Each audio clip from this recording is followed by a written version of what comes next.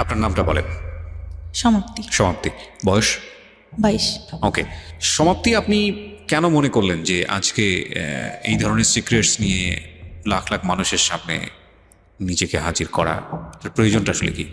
আসলে আমার মতো অনেকেই হয়তো ফ্যামিলিতে এরকম সিচুয়েশনে পড়ে, যাতে সবাই বুঝতে পারে আর মা বাবা যেন বাচ্চাদের প্রতি বেশি খেয়াল করে, এই জিনিসগুলো যাতে বুঝতে পারে, তাদের সঙ্গে ফ্রিলি কথা বলে, এই জন্যই আসা। আচ্ছা, এবং আপনি কি আমাদের অনুষ্ঠানটা শোনেন? হ্যাঁ, রেগুলার শোনেন? রেগুলার বলতে ওইরকম শোনা হয় না, এই সারাদিন কাজ করে হাজবেন্ড আসে, বাচ্চা নিয়ে ঘুমায় পড়া হয়, ইউটিউবে শোনা হয়। ওকে, ঠিক আছে, চলেন। আপনি যেহেতু ইউটিউবের কথা বললেন, আমি একটু বলে নেই শুরুতে, প্রিয় শ্রোতা, আমাদের ইউটিউব চ্যানেলটি হচ্ছে www.youtube.com/dfm904। আমি আবারও বলছি, youtube.com/dfm904। এবং আপনারা নিশ্চয়ই জানেন আমাদের ইউটিউবে একটা বিশেষ সুযোগ সুবিধার কথা আমরা বলে আসছিলাম অনেকদিন ধরে, এবং সেটা চালু হতে যাচ্ছে খুব শীঘ্রই।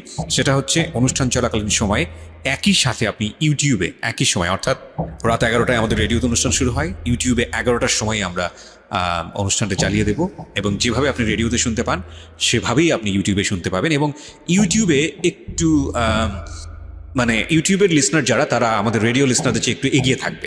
কেন এগিয়ে থাকবে? যদি আপনার অনুষ্ঠানটা ইউটিউবে যদি সাবস্ক্রাইব করে থাকেন তাহলে বুঝতে পারবেন। সুতরাং এটা একটা গ্রেট নিউজ আপনাদের জন্য। একই সময়, মানে রেডিওতে 11টার সময় শুরু হবে, ইউটিউবে 11টার সময় শুরু হয়ে যাবে। সো এটা আপনাদের জন্য একটা গ্রেট সুযোগ। তবে এটা ঠিক যে এটা ভিডিও না, এটা প্রিমিয়ার হবে, মানে আপনারা যখন টিউন করবেন 11টার সময় আপনারা পুরো অনুষ্ঠানটা ওখানে শুনতে পারবেন। সো ইউটিউবে যারা সাবস্ক্রাইব করেননি তাদেরকে আমি বলবো যে ইউটিউবে please subscribe it, www.youtube.com/dfm904। Subscribe করে নোটিফিকেশনটা অন করে রাখবেন। সমাপ্তি, শুরু করুন আপনি যেখান থেকে আপনার বলতে ইচ্ছে করে, কারণ আপনি যেহেতু আমাদের অনুষ্ঠান শোনেন, you have lot of ideas about our program. So আপনি আপনার মতো করে শুরু করুন। প্রথমে আমরা ব্যাকগ্রাউন্ডে থাকি, তারপর আমরা দেখে আসলে আপনার জীবনের সিক্রেটসটা কি। জি, ছোটবেলা থেকেই শুরু করি। শিওর। ছোটবেলায় আমার ভাই হওয়ার পরে আমি 9 বছর পর হই। আচ্ছা। তা আমার বাবা বলতো যে এবার যদি মেয়ে না হয়, মানে আমার মাকে বলতো যে তাহলে কিন্তু তোমাকে রাখবো না। প্রথমে আপনার ভাই হয়? হ্যাঁ। আচ্ছা। তারপর আল্লাহর রহমতে আমি হই। আমার বাবা অনেক খুশি থাকে। আমাকে ভাইয়া যখন হয়, আমার মায়ের বয়স হয়তো তখন 13 বছর। জি। আমার বাবা লজ্জায় আমার ভাইকে কখনো কোলে টোলে নিত না, তা আমাকে অনেক আদর করতো। আচ্ছা। অনেক আদর করতো। আমি ছোটবেলা থেকেই মানে গ্রামে বড় হই, তা সবাই যেরকম বলে যে সোনার চামচ মুখে দিয়ে জন্ম, ওর হচ্ছে এরকম। মানে আমার দাদার একটু সম্মান, আমার দাদা ছিল হচ্ছে প্রাইমারি স্কুলে চাকরি করতো, আর আমার দাদা মারা যাওয়ার পরে আমার বাবার মানে সব কিছু ঘাড়ে সংসারের কাজ টাজ পড়ে। আর আমার বড় চাচা হচ্ছে পড়ালেখা করতো, ছোট চাচাকেও আমার বাবা পড়ালেখা করায়। আচ্ছা। পড়ালেখা করালে আমার চাচা একটা টাইমে হচ্ছে মানে একটু বড় হই, তখন একটু বুঝতে পারি, হয়তো 4-5 বছর বয়স, তখন থেকে মানে আমাকে কিভাবে যেন মানে ভালো করে মানে ব্যাড টাচ যেটাকে বলে ওরকম করতো। আমি বুঝতাম না, তখন তো বুঝি না আসলে এগুলা কি, ওটা বোঝার বয়সও না। আমার মানে আপন চাচা?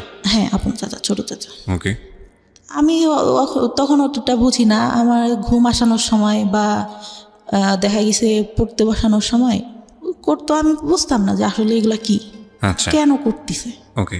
তা আমার বাবা একটা পর্যায়ে বুঝতে পারে, তার অ্যাপেন্ডিসাইডের অপারেশন করে, তার সামনেই হয় মানে ঠোঁটে কিস করা যেটাকে বলে, ওটা করে। আমি ভাবি ছোট তো তখন, এটা তো বুঝি না কি। এখন বুঝি যে ওটা কেন করলো আর আমার বাবা কেন তখন কিছু বললো না, এটা মনে হতো। তাই একটা পর্যায়ে যখন এরকম মানে গায়ে হাত টাত দিত, তখন আমার বাবা একটা পর্যায়ে আমার কাছে জিজ্ঞাসা করে, আমার চাচাকে কিন্তু কোনো কিছু জিজ্ঞাসা করে না, আমাকে জিজ্ঞাসা করে। জিজ্ঞাসা করলে আমার চাচা আবার ভয় দেখায় যে তুমি যদি বলো তোমাকে ধরে মারবে। বলো মানে কি? মানে আপনার চাচা কি শিওর হয়ে গেছিল যে বিষয়টা আপনি জানেন বা বিষয়টা আপনি বোঝেন? যখন একটু বোঝা শিখলাম, হয়তো 7-8 বছর। আপনি কি কোনো কিছু জিজ্ঞেস করতেন না বিষয়টা নিয়ে, যে তুমি আমার সঙ্গে এরকম আচরণ কেন করছো? বা ভয় পাইতাম অনেক। চাচাকে ভয় পেতেন? হ্যাঁ, অনেক ভয় পেতাম। কেন ভয় পেতেন? মানে উনি আমাকে ধরতে আসতেছে, মানে ওই জিনিসটা ফিল হইতো যে কখন যেন হাত দিবে, কখন যেন কি করবে। মানে উনি আসলে পরে আমি ঘর থেকে একটা বেরোনোর অজুহাত খুঁজতাম। তো আপনি তখন 4-5 বছরের বয়স। 4-5 বছরের বাচ্চারা তো অনেক বেশি স্পন্টেনিয়াস হয়, মার সাথে ফ্রি হয় বা ভাইয়ের সাথে। আপনার ভাই তো বড়ই ছিল, পড়ালেখা করতো, ওরকম করে মানে অতটা ফ্রি ছিলাম না।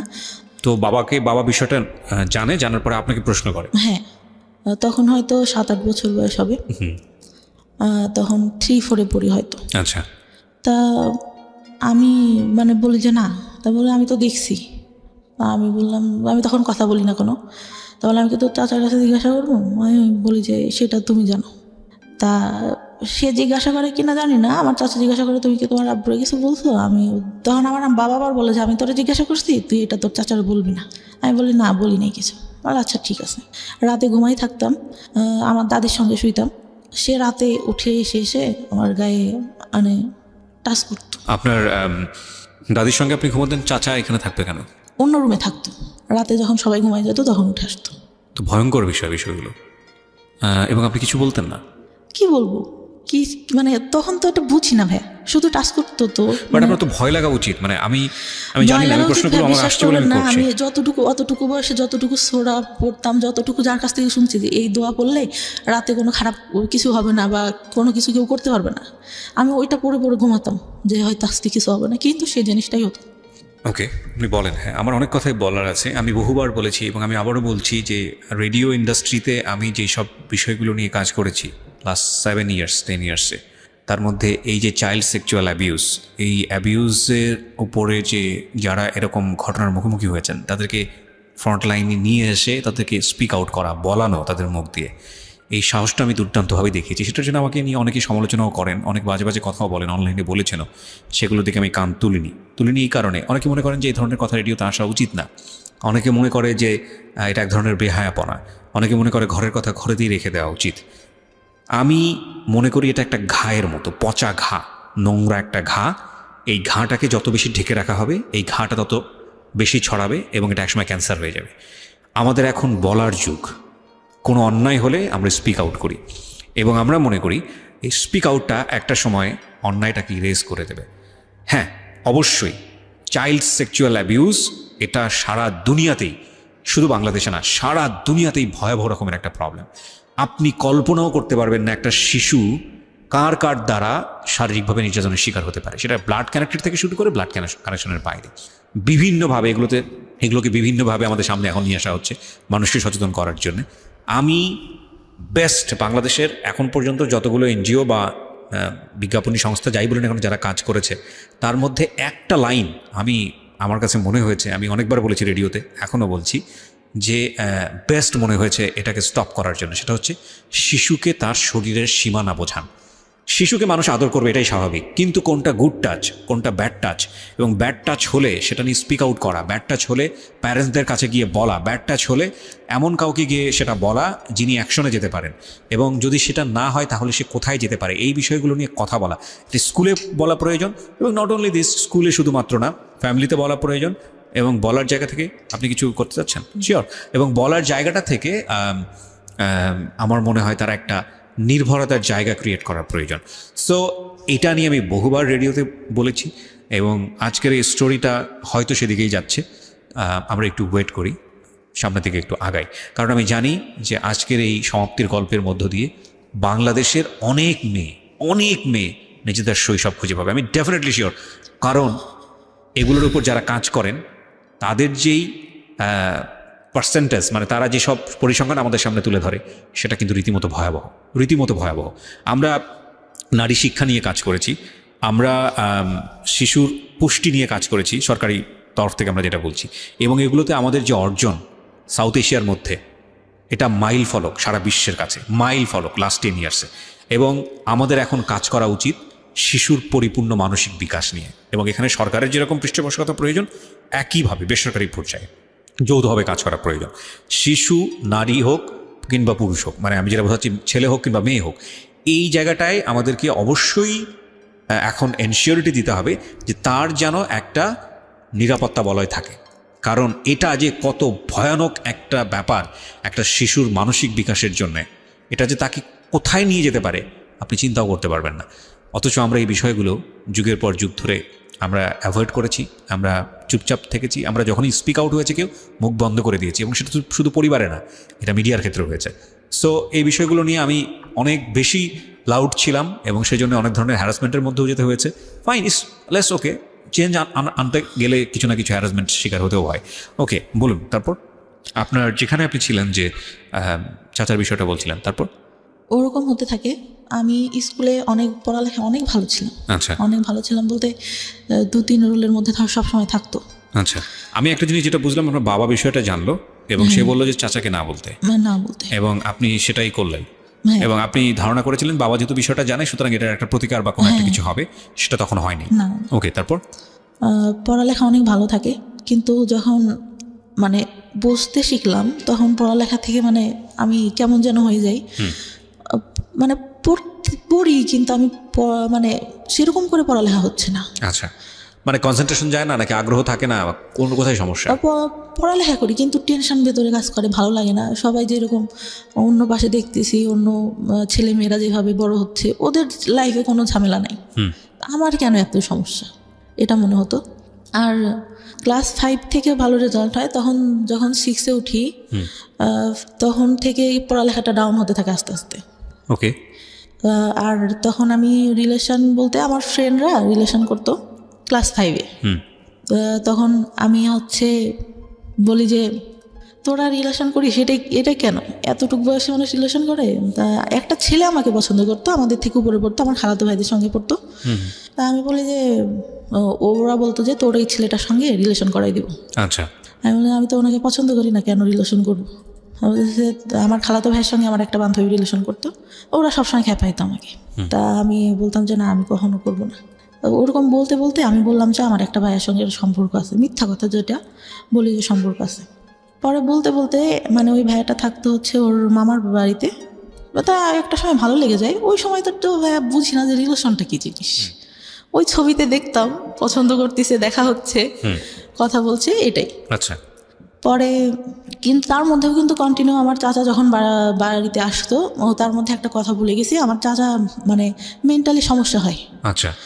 মানে আমার চাচিকে বিয়ে করার জন্য, আমার চাচি যে বিয়ে করবে এটার জন্য। তারপরে ডাক্তারের কাছে নিয়ে যায়, ডাক্তার বলে যে পাগল টাগল কিছুই হয় নাই, বিয়ে দিয়ে দেন, ঠিক হয়ে যাবে, যেটা বলতেছে সেটা করেন, শুধু শুধু কেন টাকা ঢালতেছেন। আচ্ছা। ডাক্তার রেগে এক পর্যায়ে বলে। ওকে। পরে নিয়ে এসে আমার বড় চাচা তো বলে দিছে যে ওর পড়ালেখাও করাবো না, কিছুও করাবো না, আমি ওকে দেখতে পারবো না, তুইও বাদ দে, তুই করে কোনো লাভ নাই ওর জন্য কিছু করে। আমার বাবাকে বলে। আমার বাবা তখন কান্না করে আর বলে যে আমার বাবা বেঁচে নেই, আমার বাবা যদি বেঁচে থাকতো তাহলে তো এরকম হইতো না, আমার যদি রক্ত বিক্রি করেও কিছু করতে হয় আমি আমার ভাইয়ের জন্য করবো, এরকম করে বলে। আচ্ছা। তো বিয়ে দিয়ে দেয়, বিয়ে দিলে ভাই সেই রাত থেকেই ঠিক। আচ্ছা। মানে সে একদম পুরা সুস্থ। ওকে। কিন্তু তার মধ্যেও কিন্তু যখন ওই সমস্যাটা হয় তখন কিন্তু আমাকে কখনো ওরকম কিছু করে নাই, বা ও সবাই লোকজন থাকতেই আসতেছে, কিন্তু তারপর থেকে কিন্তু আবার শুরু হয়। আচ্ছা। তো ক্লাস 6-এ ওঠার পরে ওরকম রিলেশন হওয়ার পরে মানে একটা পর্যায়ে কি হয়, আমার বাড়ি থেকে জেনে যায়, আমার বাবা আমাকে ধরে অনেক মারে, রাতে মাঠে নিয়ে যেয়ে বাস আছে না, বাস দিয়ে অনেক মারে, আমার গায়ে একদম রক্ত জমে যায়। ওকে। ওই সময়টা যদি বুঝাই বলতে ভাই তাহলে তো বুঝতাম, তখন তো বুঝি না। পরে তারপরে 6-এ ভালো একটা রেজাল্ট আসলো, আসার পরে 7 উঠলাম, ওরা পরে মানে অনেক রাগ হইতো আমার যে কেন এরকম কেন করবে আমার সঙ্গে। ওকে। আর ছোটবেলা থেকে ভাই এমন করে মানুষ করছে আমাকে, আমি কখনো কোনো কিছু না চেয়ে আমার বাবার কাছে পাইনি। আচ্ছা। যখন যেটা চাইছি। পরে কি হয়, যখন একটু মানে 8-এ উঠলাম, JSC-তে অনেক খারাপ রেজাল্ট হবে, JSC-তে রেজাল্ট খারাপ হলো, তারপর থেকে যে রিলেশন করতাম ওইটা থেকে আমার বাবার একটু রাগ। আর বাবার কথা কি বলবো, মানে বাবা তো বাবাই, জন্ম দিছে, মা বাবাই হয়। তো তখন থেকে তো আমার একটা ছেলের সাথে সম্পর্ক হয়, আমার মামা থাকে একটা, তিনি ডাক্তার ছিলেন, তার বোন, মানে দূর সম্পর্কে। আমার মা আর বাবার বাসা কাছাকাছি, জি। ওই খালাতো ভাইটার সাথে সম্পর্ক ছিল। আমি তখন মানে ওইটা বলতে গেলে বলা যায় যে ফার্স্ট লাভ ছিল ক্লাস 9 থেকে। আচ্ছা।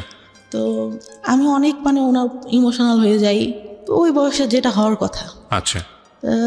পরে আমার বাসা থেকে জানতে পারে, আমার বাবা মেনে নেয় যে আচ্ছা ঠিক আছে, যদি তোমরা দুজন পছন্দ করো তাহলে ঠিক আছে, কিন্তু আমার মা মেনে নেয় না কখনো, মানে ছেলেটার পছন্দ করতো না, পড়ালেখা ভালো ছিল না। চাচা বাইরে পড়ালেখা করতো, ছোট চাচা, যে আমার মানে খারাপভাবে দেখতো, সে মাঝে মধ্যে আসতো যখন, আমি অনেক ভয় পাইতাম। একটা টাইমে যখন ছোট, এগুলা বলতে ভুলে গেছি, আমার ভাইয়ের SSC পরীক্ষার আগে আমরা মানে টাউনে যেয়ে বাসা নেয় আমার মা, আমার ছোট চাচি তখন বিয়ে হয়। তখন মানে ভাইয়া পড়ালেখাতে একটু ডাউন ছিল, মানে ওর মেধাটা তো ভালো ছিল না। আচ্ছা। তো এখানে নিয়ে যায় বা বলে যে এখানে তো কাজ টাজ করতে হয়, পড়তে পারে না, কি করে পারে না পারে, বাসায় গেলে ওইখান থেকে মানে ও টাউনে পড়ালেখা করতো, তো ওখান থেকে সুবিধা হবে। হ্যাঁ ওইখানে বাসা নেই, আমি ভালো একটা স্কুলেই পড়ালেখা করতাম, ছোটো মানে নার্সারি থেকে শুরু করি। আচ্ছা ওখান থেকে ক্লাস 5-4 পর্যন্ত ওইখানে পড়ি। তখন ওইখানে মেবি 2 বছর মতো থাকা ছিল টাউনে। তো তখন ফ্রেন্ডদের সাথে অনেক ভালো, এখান থেকেই যেতাম। আমার খালাতো ভাই একটু উপরে পড়তো, আমি নিচে পড়তাম। আর ওই ভাইয়ার পরীক্ষা দেয়, এসএসসিতে ফেল করে ইংলিশে। আচ্ছা আমার বাবা নাকি, আমি তো তখন ছোটো ছিলাম, মনে নেই, আমার মা যতদূর বলে, তো অনেক কান্না করে আর বলে যে আমার মেয়ে আমার কখনো মানে খারাপ কিছু করবে না, আমার মেয়ে আমার সম্মান রাখবে। আমার ভাইয়ের একটা কি ছিল, ও আব্বু যখন থাকতো না, ও বসে বসে টিভি দেখতো, যে আব্বুর আসা শব্দ শুনতো, তখন আব্বুর বাইক ছিল, শব্দ শুনলে আস্তে করে টিভিটা বন্ধ করে পড়তে বসে যেত। আচ্ছা তা আমার পড়ালেখা মোটামুটি ভালো ছিল, সবসময় 2-3-এর মধ্যে থাকতো রোলটা। আচ্ছা বা আমার স্কুলে অনেক মানে ছাড়া অনেক ভালোবাসতো। আর ছোটোবেলায় আমাকে নাকি বলতো যে, তখন বিএনপি সরকার, বলতো যে খালেদা জিয়ার নাতনি আছে না, ওকে ওর মতো লাগে। একটা স্যার তো খুব আদর করতো আমাকে, ওভাবে মানে খুব ভালোবাসতো সবাই। আমার বান্ধবীদের মধ্যে সবাই বলতো যে অনেক সুন্দর দেখতো। আচ্ছা বান্ধবীরাও অনেক মানে সবসময় ফার্স্ট বেঞ্চে বসা, সবার সাথে মজা করা। বড় ওই আস্তে আস্তে কিন্তু ওই যে চাচা যে ওইটা করতো, ওটা তো আর কারোর সঙ্গে আমি বলতে পারি না। জি ওটা তো ভেতরেই থেকে যায়, খুব খারাপ লাগে। পরে যখন ওই ভাইয়া ফেল করার পরে বাসা ছেড়ে দিয়ে আবার বাড়িতে যখন আসলো, তখন আবার ওইটা বেড়ে গেল। আচ্ছা বলতে পরে যে বাবা একটা টাইমে দেখতে পারে, কিন্তু আমার বাবা কিন্তু একটা বার আমার চাচার কাছে জিজ্ঞাসা করে নাই যে ও তো তোর মেয়ের মতো, তুই কেন এগুলো করিস। সে তো তাকে বলবে, আমি তো ছোট, আমি তখন ভাই বুঝি না। আমাকে এটা জিজ্ঞাসা করে আর আমাকে নিষেধ করলে বা আমি কি করতাম। আমি যে রুমে থাকতাম, তার পাশের রুমে আমার চাচা থাকতো, আমার চাচি তার কাছে আসে শুয়ে, কিন্তু সে রাতে ঘুমাই গেলে উঠে ঠিক আমার এখানে আসবে। ভাইয়া অনেক কান্না করতাম, বিশ্বাস করবেন না। আর চুল টানতাম, হাতে কাটতাম, করতাম। খুব যখন খারাপ লাগতো, নিজের গায়ে নিজে খামচাতো, অনেক কষ্ট হইতো। আর তখন পড়ালেখা মানে অঙ্কটা আমি খুব খারাপ পারতাম, অঙ্কটা ভালো হতো না। আমার চাচা পড়াইতে বসানোর মধ্যে আমার মা তো ভাবতেছে যে মনে হয় পড়াচ্ছি। পড়তে বসায় ভাইয়া মানে সবসময় হাত গায়ে দিতেই থাকতো। আপনার চাচা? জি। পড়ার পরে চাচার পড়ালেখা শেষ হয়, তখন আমি ক্লাস 5-এ। আমার চাচার পড়ালেখা শেষ হয়ে উনি একটা জব পাই টাউনে, আমরা যেখানে থাকতাম সেখানে, সরকারি ইয়াতেই। তো দিলে ওটা বেতন বেশি ছিল না। চাচার সঙ্গে আমার আবার গার্লস স্কুলে ভর্তি করে দেয়। ওই সময় যে বললাম না একটা ছেলের সাথে সম্পর্ক, এটা জানার পর আমার গার্লস স্কুলে দিয়ে দেয়। জি। গার্লস স্কুলে দিয়ে দিলে ওই ছেলেটার সঙ্গে আমি আর পরে কথাটা তো বলি না, নিজের থেকেই বাদ দিয়ে দিই যে মারতেছে আমাকে ধরে, মার খাবো আর কি পড়ালেখা হচ্ছে না, বাদ দিয়ে দিলাম। পরে 6-এ ওইখানে আমার চাচাই সঙ্গে করে নিয়ে যেত। আচ্ছা। নিয়ে যেত। স্কুল শেষে খালার বাসায় আসতাম, আমার খালার বাসা ওইখানে ছিল। আসলে দেখা যেত আমার চাচার অফিস বিকালে শেষ হইতো, যাইতে দেখা গেছে বাড়ি যাইতে তখন ইটের রাস্তা ছিল, দেখা গেছে যে 20-25 মিনিট লেগে যেত আমার বাড়ি যেতে। অন্ধকার হয়ে গেলে ভাই সে গাড়িতে বসে দেখা যাচ্ছে আমার গায়ে হাত দিচ্ছে। মানে এটা কন্টিনিউ একটা ভয়ঙ্কর রকমের একটা মানুষ আপনাকে, মানে আপনার কাছে তো এরকমই মুহূর্ত হওয়ার কথা, যে মানুষটাকে আমি এত বেশি অপছন্দ করি, সেই মানুষটা আমার পাশে কন্টিনিউয়াসলি এটা করছে, এবং আপনি সেটাকে মুখ বন্ধ করে মানে একজনের শাই ফিল হোক বা যেটার কারণেই হোক, আপনি কাউকে স্পিক আউট করছেন না, কাউকে বলছেন না? কাউকে না। আচ্ছা। কাউকে না। ক্লাস 9 থেকে এটা অনেকের মানে কিছু কেউ জানে, তার আগ পর্যন্ত আমি কাউকে কিছু বলিনি, কাউকে না। পরে ওইভাবে যেতে থাকলাম, একটা বছর গার্লস স্কুলে পড়া হয় আমার চাচা। তারপর ওইখান থেকে চাকরিটা ছেড়ে দিয়ে, মানে বেতন কম ছিল দেখে সুগার মিলে চাকরি নেয়, তখন সে ওইখানে চলে যায়। আচ্ছা। পরে ওইখানে গিয়ে আমার চাচিকেও নিয়ে যায়। পরে তো ওইখান থেকে ভাইয়া বাঁচলাম। আচ্ছা। মনে হলো যে না, কিন্তু আমি যে রিলেশন করতাম, আমার মনে হইতো যে ভাইয়া আমি এখান থেকে বেরোতে পারলে বাঁচি। এই ছেলেটার সঙ্গে রিলেশন করতেছি, ও যদি আমাকে নিয়ে যায় আমার তো এখানে থাকতে হবে না। সবসময় এটা মনে হতো যে আমি এই ফ্যামিলিতে কেন থাকবো। আচ্ছা। আর আমি ভাবতাম যে এরকম ফ্যামিলি মানুষের হয়। আরও তো আশেপাশে আমার বান্ধবীরা আছে, ওরাও তো কত ভালো, কতই। খুব খারাপ লাগতো। আর একটা আমার বাবা ছোটোবেলায় স্কুলে যাইতাম, ফার্স্টে হয়তো দিত, তখন 2 টাকা 5 টাকা অনেক কিছু পাওয়া যাইতো ভাইয়া। তাই কি হয়, আমার বান্ধবীরা একটু ভালো ফ্যামিলি ছিল, আমার বাবা মানে আমাদেরও ভালো ফ্যামিলি, কিন্তু আব্বু ওইভাবে টাকা টাকা দিতে চাইতো না। আমি কি করি, আব্বুর পকেট থেকে টাকা নিই, মনে হয় 6 টাকা না কয় টাকা, সেটা নিয়ে আমার আব্বু মানে দেখে ঘুমের ঘরে, আমার ছোট খালাকে বলে। তা আমি সেদিন অনেক কান্না করি, স্কুলে যাই না, যে আমি তো বেশি টাকা নিয়ে নেই, আর আমার হয়তো এটা ভুল ছিল ভাই। আর ওরা যখন ইয়া করতো না, মানে সবাই খাচ্ছে এটা ওইটা, আমি তো নিতে পারতেছি না, ওইটা অনেক খারাপ লাগতো। কিন্তু টিফিন দিয়ে দিত, টিফিনের পরেও যে দোকান টোকান আসতো সবাই নিত, খারাপ লাগতো অনেক। আচ্ছা, আমার চাচা কি করতো, এই গায়ে হাত দিত, এটা করতো এটা করতো, টাকা দিত হাতে, যা হবে বাসা স্কুলে যে এটা খেয়েও এটা খেয়েও। তা আমার মনে হতো যে কী রে, উনি এরকম করেন, আমার হাতে টাকা দেয় কেন, আমি তোমার কাছে টাকা চাই নাকি, এরকম মনে হইতো। আর আব্বুর উপর অনেক রাগ হইতো যে কী ব্যাপার, উনি কিছু কেন বলে না, উনি তো জানে। পরে 5-এ ভালো রেজাল্ট করলাম, একটা ভালো রেজাল্ট আসলো, বৃত্তি দিছিলাম, বৃত্তি পাইনি কিছু নাম্বারের জন্য। অনেক আশা নিয়ে গার্লস স্কুলে ভর্তি করলো, গার্লস স্কুলে পড়তে পারলাম না। চাচা ওই যে গেল, কে নিয়ে যাবে, আমার বাবার ভাই কে নিয়ে যাবে, অন্য মানুষের সাথে রিলেশন করে, তখন যদি কিছু করে ফেলায়, এই চিন্তাটা। কিন্তু ভাই ওই সময় রিলেশন আমি কিছুই বুঝি না, ওই সিনেমা দেখতাম, শুক্রবারে সিনেমা হবে, সবাই আসতো আমাদের ওইখানে, আমাদের বাড়িতে একটা টিভি ছিল। আচ্ছা, ওই সবাই আসতো দেখতে, সবাই বসে দেখতাম। ওই আগেকার যুগে শামানা, তারপরে রাজ্জাক, এদের মানে মুভি দেখতাম, আর ভাবতাম যে এই ভালোবাসা মনে হয় দেখা হচ্ছে, কথা বলতেছি, একজন একজনকে পছন্দ করে, এটাই, এর বাইরে কিছু না। আচ্ছা। পরে গার্লস স্কুল থেকে ক্লাস 7-এ এসে ভর্তি হলাম গ্রামের স্কুলটাতে।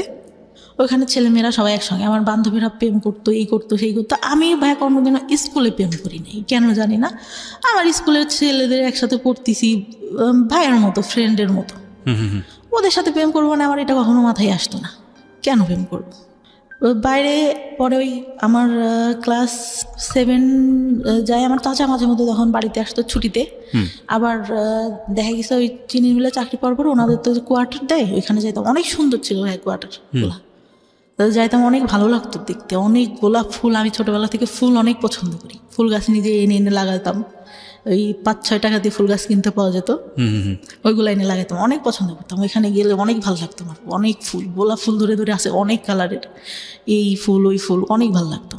কিন্তু ভাইয়ার কী হইতো, দেখা গেছে আমার চাচি গোসলে ঢুকছে বা আম্মু নাই, ওই সুযোগে আমার চাচা এসে হঠাৎ করে হাত দিবে। তখন তো একটু বড় হয়েছি, আমার ফার্স্ট পিরিয়ড হয় ভাইয়া 6 না হলে 7 থেকে, অত তাড়াতাড়ি পিরিয়ড, মানে আমি তখন ভাই প্যান্ট পরি, স্কুলে গেছি, স্কুল থেকে আসছি, আম্মু আমার প্যান্ট দেখে বলে এটা কি তোর, আমি বললাম এটা কি, আমাদের তখন হচ্ছে আমার মানে জমি আছে আমার বাবার অনেক, তা আমি বলি যে ওই কাকুটা মনে হয় মোবাইল দিয়ে হাত মুছছে এটা। তা বললে যে না, এটা এরকম না। আমার চাচি, আমার মাও কিন্তু অতটা ফ্রি না, আমার মা আমাকে কিছুই বলে না, আমার ছোট চাচিকে বললো যে ওর এটা হয়েছে, তুই ওকে শিখাই। আমি মানে তখন মানে ন্যাকড়া ইউজ করে, ওটা আমি বুঝতাম না ভাই কীভাবে, আমার দেখাই দিয়েছে কিন্তু আমি ওইটা বুঝি না। আচ্ছা, তখন জানতে পারলাম যে প্যাড ইউজ করে। ওটা যদি আম্মুকে বলতাম, আম্মু যদি আব্বুকে বলতো, আব্বু বলতো দুনিয়ার লোক ন্যাকড়া ইউজ করে, তোমার মেয়ের প্যাড লাগে, এটা বাবা বলতো। হ্যাঁ, ভেরি ব্যাড, ওকে, প্রিটি ব্যাড, মানে নাথিং টু সে। ওকে, বলেন তারপরে কি হয়েছে। পরে ভাই আমি মানে কাপড় টাপড় নষ্ট করে ফেলতো, মানে you don't know how to manage it. না বুঝতে, বিষয়গুলো আসলে খুব সেন্সিটিভ, মানে আমাদের সমাজে এগুলো নিয়ে কথা বলাটাও অন্যায়, কিন্তু এগুলো একটা মানুষের জীবন আচরণের সঙ্গে জড়িত, এবং একটা মানুষকে যদি আমরা সুস্থভাবে বড় করতে চাই, তাহলে তার যে বেসিক নিডগুলো, এই নিডগুলোকে আমাদের সাপোর্ট দেওয়া উচিত। একটা মেয়ে শুধুমাত্রই লেখাপড়া শিখে, নারীর শিক্ষা, নারীর অধিকার, অমুক ঠমুক এগুলো নিয়েই শুধুমাত্র একজন নারী না, নারী জন্মগতভাবে একজন পুরুষের চেয়ে আলাদা, সুতরাং তার আলাদা কিছু সাপোর্ট দরকার হয়, এবং সেটা ফ্যামিলি থেকেই শুরু হওয়াটা জরুরি। দেখুন, উনি যে বিষয়গুলো নিয়ে কথা বলছেন, এগুলো নিয়ে আমাদের সমাজে খুব একটা কথাবার্তা হয় না, এগুলোকে আমরা ট্যাবু মনে করি, এগুলো নিয়ে আমরা কথাবার্তা বলি। অথচ আমাদের ধর্মে এত সুন্দরভাবে বিষয়গুলো ব্যাখ্যা করা আছে, এত ইন ডিটেলি ব্যাখ্যা করা আছে, অথচ এগুলো নিয়ে আমরা কথা বলার প্রয়োজন মনে করি না। এবং এগুলো নিয়ে কথা বলা উচিত এই কারণে যে এগুলো একটা মানুষের বেসিক নিড, স্বাস্থ্যের সঙ্গে জড়িত, একটা মানুষের প্রপারলি বড় হওয়ার সঙ্গে জড়িত, এবং এগুলো নিয়ে খুব সুন্দরভাবে বোঝানো উচিত। হ্যাঁ, উনি যখন বলছেন তখন উনি চোখ মুছছেন, কারণ আমি জানি যে এটার মধ্যে আসলে অনেক বড় একটা কষ্ট জড়িয়ে আছে, এগুলো প্রয়োজনীয় জিনিস। হ্যাঁ, ওকে, একটু আমরা সামনের দিকে আগাই। আপনি যখন এই বিষয়গুলো ফ্যামিলিতে বলতেন, বিষয়গুলো সামহাও হাইড করা হতো বা আপনার যে Hide পরিমাণ করা এক্সপেক্ট হতো বলতে করতেন? মানে আম্মু বলে দিছে আপনার কি কারোর কখনো কাছে। অপরাধী মনে হতো যে এই জিনিসটা যে হলো, আরে না জানি কত বড় অপরাধ হ্যাঁ করে আমার ফেলছি? কাছে মনে হতো, কারণ আমার মা বলে দিছে কাউকে বলা যাবে না। এগুলা হ্যাঁ এগুলা কাউকে বলা যাবে না, হয়েছে এতটুকু বয়সে এটা হয় নাকি, আমি কি করবো, এটা কি আমি ইচ্ছা করে হয়েছি? দেখেন কত ইম্পর্টেন্ট একটা বিষয়। উনি এখানেই কিন্তু একটা ভয়ঙ্কর রকমের একটা মানসিক বাধাগ্রস্ত হলো। ও নিজেকে অপরাধী ভাবা শুরু করেছে এবং এটা তো সম্পূর্ণই ন্যাচারাল একটা বিষয়। এবং সেখানে মা যদি ধরনের কথা বলেন, মাও হয়তো বুঝে বলেননি, কারণ মাও হয়তো তার মার কাছ থেকে এটা শুনেছেন। বংশ পরম্পরায় এই ধরনের ভুল শিক্ষা আমরা ক্যারি করে বেড়াচ্ছি। এবং এই সময়টাতে এই যে এই কথাটা, এটা হয়তো উনি কোনো কিছু মনে করেই বলেননি, কিন্তু এটা যে শিশুর মানসিক বিকাশের ক্ষেত্রে অনেক বড় একটা বাধা হতে পারে, এটা কিন্তু আমাদের মাথায় রাখতে হবে। এবং এই ব্যবহারগুলো করা যাবে না শিশুর সঙ্গে। হ্যাঁ, বলুন তারপর।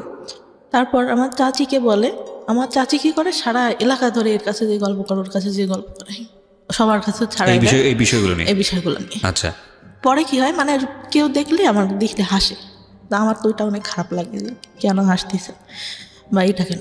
পরে আমরা 3টা বান্ধবী ছিলাম, বান্ধবী বলতে একটা ছিল আমার থেকে বয়সে 2 বছরের বড় হবে, কিন্তু একসঙ্গে পড়তো, পড়ালেখাটা অত ভালো আচ্ছা, ছিল না। আচ্ছা। 3 জন একসাথে বেড়াতাম। আমার পাশে আর একটা চাচা ছিল, চাচা ছিল, সে আবার কি করতো, আমাদের 3 জনকে দেখি ওরকম 3 জনের সঙ্গে।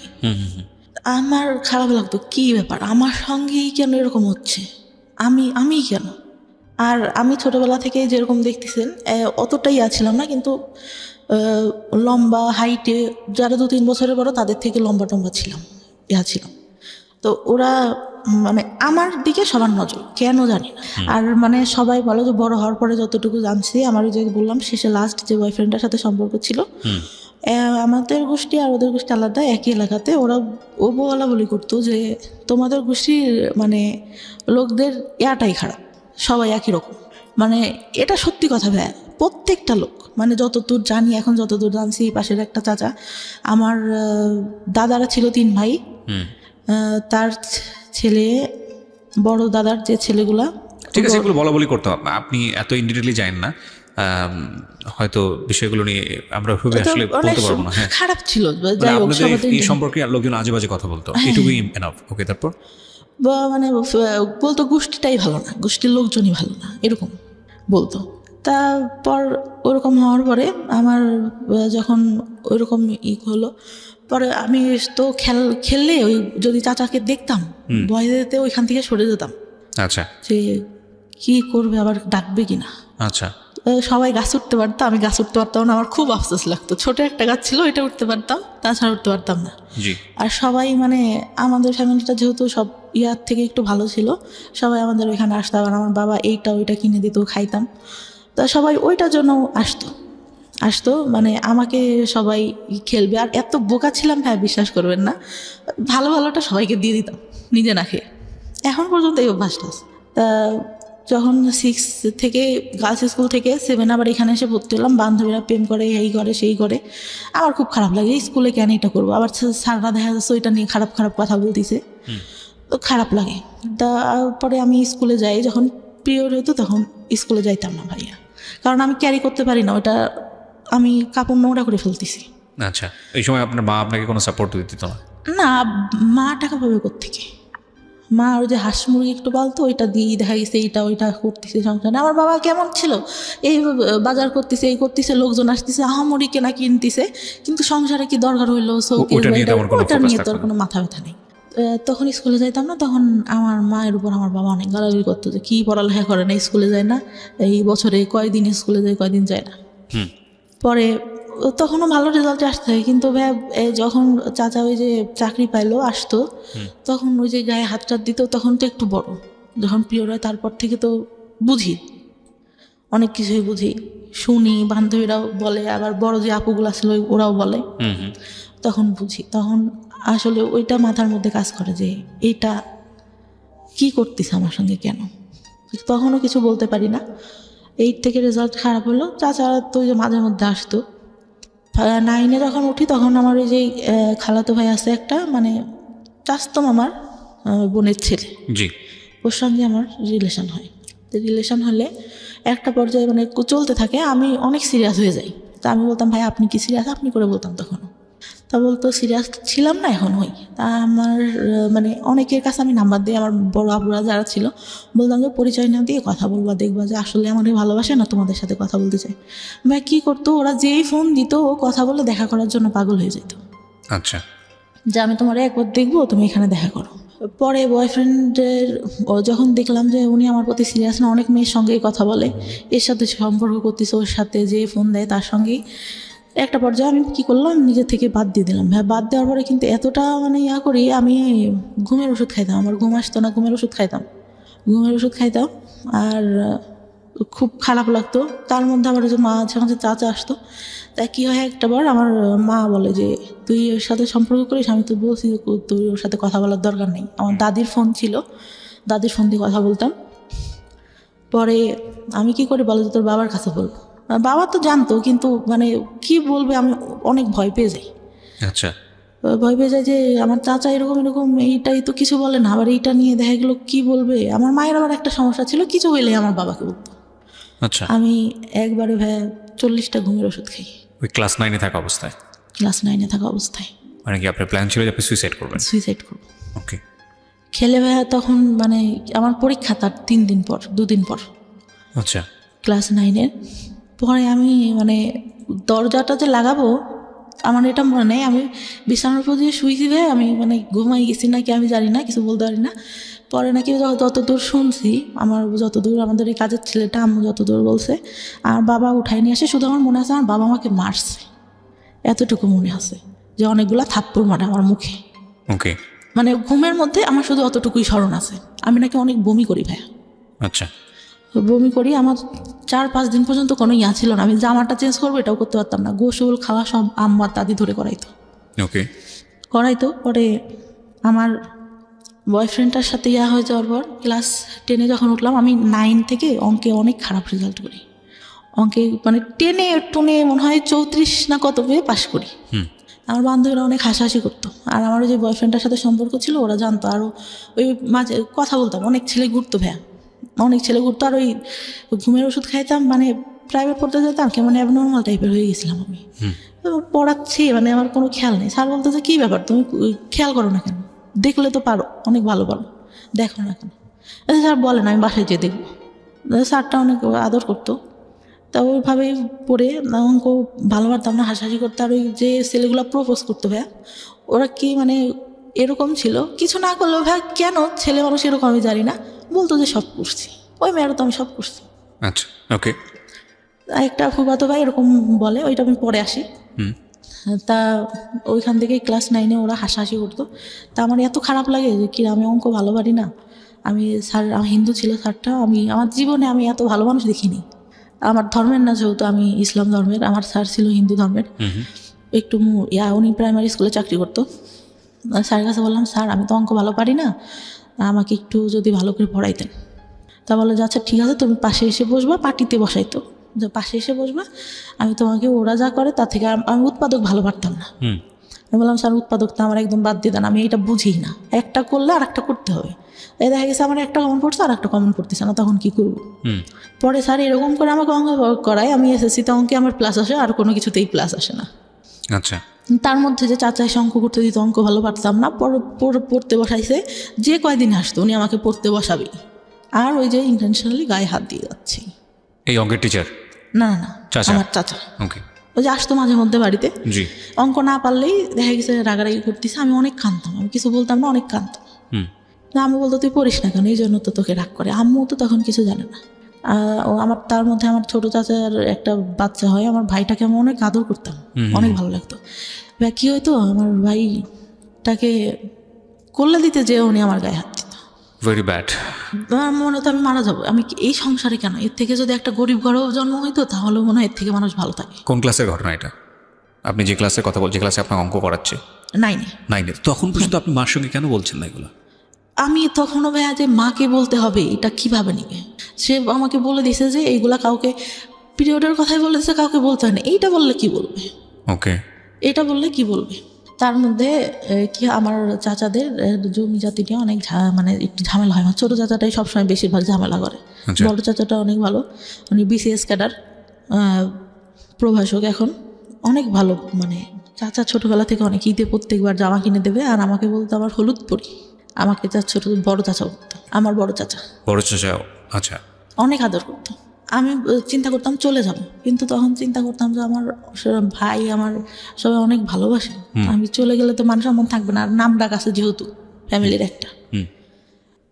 এসএসসি পরীক্ষার আগে আমি সম্পূর্ণ সবার সঙ্গে কথা বলা বন্ধ করে দিই, যে আমার এমনিতে অঙ্কেটে ভালো পারি না, আমি কারোর সঙ্গে কথা টথা বলবো না, আমি পরীক্ষাটা ভালো মতো দিই।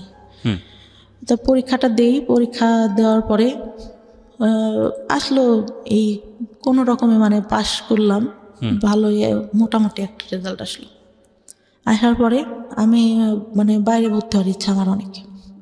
তা টাউনে সরকারি মহিলা কলেজে আমার সব মানে ইয়াটিয়া দিলাম, চান্স হইলো ওইখানে, কিন্তু আমার আব্বা ভর্তি করলো না। কেন করলো না? যে ওই ছেলের সঙ্গে সম্পর্ক আছে, যদি ওইখানে যেয়ে দেখা টেকা করে, এই জন্য। হয়তো তো তার জায়গা থেকে এটা ঠিক ছিল, কারণ আমি করবো না এর গ্যারান্টি কি আমার, আমি নিজের থেকেই বলতেছি। পরে ভর্তি করলো না, ওইখানে একটা স্কুল কলেজে ভর্তি করলো। এমনিতে মানে আমাদের ওইখান থেকে একটু টাউনে যে কলেজটা ছিল, যেতে 30 মিনিট মতো লাগতো। ওইখানে আমার বাবার যে ফ্রেন্ডের ছেলেটা আবার ওইখানে কলেজে কীভাবে যেন খোঁজ পায় আমাকে, মানে ওই ছেলেটার আবার কী হয় বলতে ভুলে গেছি। আমার এসএসসি পরীক্ষার পর আমার ফুপুর বাসায় আমি বেড়াইতে যাই। আচ্ছা। গেলে তা ওরা তো আমাদের বাসা থেকে আগের থেকে আসেই, দেখা গেছে একটা অকেশন হলে, একটু অনুষ্ঠান হলে আসে, আঙ্কেল আসে, আঙ্কেলের ছেলে আসে। তা আসলে পরে ওরা বলে যে জানো আমাদের সঙ্গে পরে ওই আপুটার সঙ্গে এই ভাইয়াটার সম্পর্ক আছে। আমি কী বলিস? ও তো আমার দিকে একটু এরকম তাকায়, আমি তো বুঝি। আমার ফুফাতো ভাইদের বলে যে না, সত্যি কথা, অনেক ভালো সম্পর্ক, আর ওরা অনেক ভালোবাসে ওই আপুটাকে, আপু অনেক ভালোবাসে। আমি বলছি আচ্ছা, আজকের দিনের মধ্যে যদি আমি ওর সাথে সম্পর্ক করে দেখাইতে পারি, একটা বাজাবাজি ধরনেরই। তারপরে আর কি করি, আমার ফুফাতো ভাই ফোন দেয়, আমি ওর সঙ্গে কথা বলি। কথা বললে ঠিক সন্ধ্যার সময় ফোন দিছে, আচ্ছা আমি তোমাকে একটা কথা বলতে চাই সমাপ্তি, তুমি কি আমার কথা যদি হ্যাঁ হয় হ্যাঁ বলবা, নাহলে পরে না বলবা। আমি বলছি জি বলেন। বলতেছে তুমি কি আমাকে লাইক করো? আমি বলছি যে দেখি, চিন্তা করে দেখি। তার রেগে কেটে দেয়। আমি আবার ফোন দিয়ে ওদেরকে ডেকে শোনালাম যে দেখ কী বলে, যে ওই ছেলে মেয়ের সাথে নাকি সম্পর্ক, তাইলে কি। পরে বলতেছে যে, আমি বলতেছি হ্যাঁ পছন্দ করি। আপনি? আচ্ছা I think I love you, ও বলে আমাকে। আচ্ছা ঠিক আছে, আই লাভ ইউ টু। কিন্তু আমি তো মানে ওরকম করে না। তো ওরা যে আবার কি করে, ওই মেয়েটাকে বলে দেয় যে আপনি যার সাথে সম্পর্ক করেন ওই ছেলেটাতে এই হয়েছে। আমি কিন্তু ওকে আমি বলছি তুই কিন্তু বলবি না, একটা মেয়ে কষ্ট পাবে। আমার যতটুকু মানে মাথার মধ্যে আছে, ও কষ্ট পাবে শুনলে। যাই হোক, ছেলেটা ভালো না, আমি যতটুকু জানতাম। পরে কলেজে ওঠার পরে, কলেজে যখন ভর্তি হইলাম, ওই ছেলেটা কোত্থেকে খোঁজ পাই জানি না, ও প্রত্যেক দিন এসে কী করতো, একটা রুমে 2টা দরজা ছিল, ছেলে দাঁড়া করা রাখতো 4টা। নেশা করতো প্রচুর পরিমাণে। একটা পর্যায়ে ওর বাবা মানে টাকা পয়সা দেওয়া বন্ধ করে দেয়। ওর পুরা মানে আমার সাথে দেখা করার যে আব্বু টাকা দিত, আমার কাছে থাকতো, এতটুকু ধারণা তো আছে। ও ব্যাগের থেকে টাকা নিয়ে নিত, হাত দিয়ে জোর করে নিয়ে এরকম করতো। একদিন যখন তখন যেখানে সেখানে ডাকতো। আমি আবার অনেক ভয় পাইতাম, যে বাবার একটা সম্মান আছে, বাবার টাউনেই দোকান ছিল একটা, ব্যবসা করতে যেহেতু উনি। তা একদিন ডাকে একটা মার্কেটের উপরে, ওখানে একটা ব্যাংক থাকে, এই পাশে আমরা কথা বলতেছি, চেনা জানা একটা লোকই দোকানে, ওই দোকান থেকেই সব কিছু নিতাম। আর আমার এমন ছিল, টাউনের সব দোকানে বলা ছিল যে আমার মেয়ে যদি কিছু এসে নিতে চায় আপনারা দিয়ে দেবেন, টাকা যাবেন না কখনো, যা লাগে আমি দিয়ে দেবো। আমার ছিল, আমি দোকানে গেলে একটা জিনিস পছন্দ হইলে না নিলে আমার কেন রাতে ঘুম আসতো না। আচ্ছা। তা ওই আঙ্কেলটা আমার খালুর দোকান ছিল ওখানে একটা, আমার খালুকে বলে যে এরকম দেখা করছে। এত বাজে করে উপস্থাপন করে দেখা করাটা আমার বাবা নিতে পারে না। এত বড় একটা লাঠি নিয়ে আমার মারার জন্য বসে আছে। রাতে ডাকছে, আমার মা সহ গেছে, আমার মা পাশে বসা। আমি বলছে যা সত্যি তাই বলবে। আমি মামার কাছে যেগুলো জিজ্ঞাসা করে আমি বলি যে না, এরকম তো কিছুই হয়নি। পরে আব্বু বুঝতে পারে যে মিথ্যা সত্য কথা, মানুষের কথা শুনলে বুঝতে পারে, তো কিছু বলে না, বলে আচ্ছা ঠিক আছে। তা ওনারা আবার এরকম বলে যে আপনার মেয়েকে বিয়ে দিয়ে দেন, নাহলে কিন্তু এই ছেলে অনেক প্রবলেম করবে, তাই বলে। তারপরে ইন্টার ফার্স্ট ইয়ারও তো তখন এসএসসি পরে ভর্তি হয়েছি। ইন্টার ফার্স্ট ইয়ার পরীক্ষার কিছুদিন আগে আমাকে একটা ছেলে দেখতে আসে। ছোটবেলা থেকেই চিনি, কিন্তু এভাবেও জানি না যে আমাদের এলাকায় বাসা, এটা জানি কার ভাই কার ছেলে এটাও জানি না। আমার আবার কেমন ছিল যে আমি কোথাও যেতে গেলে আব্বুর কাছে শুনতে হবে, আর বাইরে অত বেরোনোর কোনো ইয়া ছিল না আমাদের। আমি এলাকার মধ্যে আমাদের গোষ্ঠীতেও অনেকের নাম জানি, চিনি, একজনের মুখে চিনি, একজনের নাম জানি, এরকম অনেকে চিনিও না। তো কারণ গোষ্ঠীটা তো অনেক ছাড়ানো ছিটানো, এক জায়গায় তো সীমাবদ্ধ না। তা ওই মানে শাড়ি পরিয়ে ওইটা দেখে নাকি ওর অনেক ভালো লাগে। পরে আমাকে আমার ভাইয়ের বিয়েতে তো যে মানে আমাদের বিয়ের পরে আবার দেখা যায় যে যেতে হয় বউয়ের বাড়িতে, মানে আমার ভাবির বাড়িতে যেতে হবে। তো আমার ভাই বলে যে তুই চল, আর আমার মামা তোমার কথা বলে যে ও চল। আমি বলি না, যাব না, আমার যেতে ইচ্ছা করে না। কারণ আমি তখন ওই যে টেনশানে, আমার বয়ফ্রেন্ডের সাথে আমার ব্রেকআপ হয়ে গেছে, মন মানসিকতা ভালো থাকে না। আর ভাবিদের বাড়িটাও এরকম ছিল যে আমার পছন্দ না, মানে মাটির রাস্তা দিয়ে যেতে হতো, আমার ভালো লাগতো না। ওকে। তা বলছে যে আচ্ছা চল আজকে যাই, কালকে চলে আসবো। তা আমি আবার তখন একটা গোপনে ফোন ব্যবহার করতাম, ওটা বাসায় রেখে যাই। আসার পরে 16 তারিখে যাই মার্চের, 18 তারিখে ব্যাক করি। ওকে। ফোনটা খোলার পরে আমি দেখতেছি আমার ফোনে একটা মেসেজ, আমাকে তুমি খুঁজলে কেন? আমি তোমাকে খুঁজলাম মানে কে এটা, আমি কাকে খুঁজলাম? ওকে। তারপর আমি মানে আমার ফোনে ব্যালেন্স থাকে না, আমি ফোন দিই। তা বললাম যে ভাই কে? বললো, ওর নাম ধরে বললো যে আমি অবাক। আমি বললাম যে আপনাকে আমি খুঁজলাম কে, মানে কি আমি আপনাকে কেন খুঁজবো? বলতেছে না, আমাকে একজন বললো তুমি আমাকে খুঁজছো। আমি আপনাকে খুঁজবো মানে আমি আপনাকে খোঁজার কোনো প্রশ্নই আসে না। তারপরে আবার ফোন দেয় যে আসলে তুমি আমাকে খুঁজো নাই, তুমি আমাকে দেখো নাই। ওর মধ্যে মানে কি হয়, আমার খালাতো ভাই একটা বিয়ে করে, সম্পর্ক করে, ওই মেয়ে দেখতাম ওর দিকে তাকায় থাকে। তা আমার খালাতো বোনের ওয়াইফের আবার সম্পর্কটা ভালো ছিল, মানে ইয়াটা ভালো ছিল না, চরিত্রটা ভালো ছিল না। অনেকের সঙ্গে, ভাইয়ের সঙ্গে ইয়া হওয়ার পরে হুট করে বিয়ে করে, প্রেম করে, অনেকের সাথে আবার কথা বলতে। এই বাসে যেতে গেছে, মানে ঢাকায় থাকতো ওরা, ঢাকা থেকে বাড়িতে যেতে গেছে, কারোর নাম্বার পাইছে, পাশে বসছে, তার সঙ্গে কথা বলা শুরু করে দিছে। এরকম আমি ভাবতাম যে আচ্ছা যে ছেলেটার সাথে কথা বলে এ কি সে নাকি, অবাকের কথা ভাবতাম। তো এইভাবে তাকায় আসতে কেন? আমি আবার পিছন থেকে বসে আমি আবার ওর দিকে তাকায় আসি। তো ও ভাবছে যে আমি ওকে দেখি, কিন্তু আমি তো ওকে দেখি না, আমি দেখি যে ভাবি কেন ওর দিকে তাকায়, আমি তো এটা দেখি। মানে ও অনেক সুন্দর ছিল দেখতে, অনেক সুন্দর। ও 6 ফিট হাইটে, লম্বা, সেরকম দেখতেও সুন্দর। তা তখন বলে যে আমাকে বললো তুমি আমার দিকে তাকাইছিল না। আমি তো তাকাইছিলাম না। তখন আমি এটা খুলেই বলি যে এরকম আমি ভাবছি যে ভাবি আপনাকে দেখে কেন তাকায়, আপনার সঙ্গে কি কথা বলে কিনা। তা বলে না, আমার সঙ্গে কথা বলে না, আমি জাস্ট তোমাকে অনেক ভালো লাগে এই জন্য। আমি পরে বলি যে ভাইয়া আপনি আমার সাথে কথা বলবেন, ঠিক আছে, আমি সব কিছু বলি যে আমার কিন্তু আগে অনেকগুলো রিলেশন ছিল, অনেকের সঙ্গে আমি কথা বলতাম, এগুলো কিন্তু আপনি জানেন এলাকায় যেহেতু এইগুলো আসতে পারে, আর আপনি এইগুলো নিয়ে পরে সমস্যা করবেন, সম্পর্ক করলেও এটা কিন্তু হবে না। পরে ও বলে যে আচ্ছা ঠিক আছে, সমস্যা করবো। মানে যখন রিলেশন হইলো, কথাবার্তা হইতো, ফিজিক্যালি কোনো কিছু না, শুধু এমনিতেই কথা হইতো। কিছুদিন পরে ঠিক সেই কথাগুলো শুরু করলো, কেন করছো, আমার ফ্রেন্ডরাও তো এর মধ্যে আছে, কথা বলছো কেন? ও বলছে যে তোমার সাথে থাকছে, এই বলছে, এই করছে, ওই করছে, আমার তো এইগুলো নিতে কষ্ট হবে। মানে সবাই আপনার নামে বদনাম করতো। বদনাম যেটা, কিন্তু সামনে কখনো কিন্তু কেউ বলেনি, কারণ বাবার একটা ইয়া ছিল, কখনো কেউ বলবে এরকম না। কিন্তু গেলে পারে এই মেয়েটা ভালো না, এই মেয়ের চরিত্র ভালো না। ওকে। পরে এরকম বলতো। তারপর আমি ওর কাছে বিশ্বাস করবো না, সব ঘটনা বলি, সব আমার ছোটবেলা থেকে কি হয় না হয় আমি সব কিছু বলি। আচ্ছা। ও মানে একটা পর্যায়ে কি হলো, ওইগুলো নিয়েও কথা বলা শুরু করলো। মানে আপনার সঙ্গে ঝগড়া হতো, এগুলো নিয়ে খোটা দিত, এগুলো নিয়ে খোটা দিত। মানে ওইগুলা চাচাদের কথা না নিয়েও বাইরে যে ছেলেদের সঙ্গে কথা বলতাম, এগুলা নিয়ে খোটা দেওয়া শুরু করলো। আমি তখন অনেক কাঁদতাম যে তোমারে তো আমি সব বলছি, দুনিয়ার কেউ কিছু জানুক না জানুক তুমি তো জানো, তাহলে কেন এইগুলা বলো? আর তুমি যদি আমার লাইফে আগে আসতো তাহলে তো আমি এগুলা করতাম না। আমি তো তোমাকে ভালো করে চিনতাম না, স্কুলে গেছি, একটু দেখছি, এই যা তুমি আগে বলতো আমার সাথে রিলেশন করবা, তুমি তো অনেক আলোচনা, কারণ আমি তো ছোট, তুমি তো আমার থেকে বড় হবা। পরে ভাই আমার ফার্স্ট বিয়ের ইয়াটা আসে, হুট করেই আমাকে বিয়ে দিয়ে দেয়। আমার কাছে জিজ্ঞাসাও করে না যে আমি পছন্দ করি কিনা। কিভাবে হয় বিয়েটা? আমাদের এখানে কোন ক্লাসে তখন আপনি? Inter first year. ওকে। আমার তখন ভাই বিয়ের বয়সটাও হয়নি। হুম।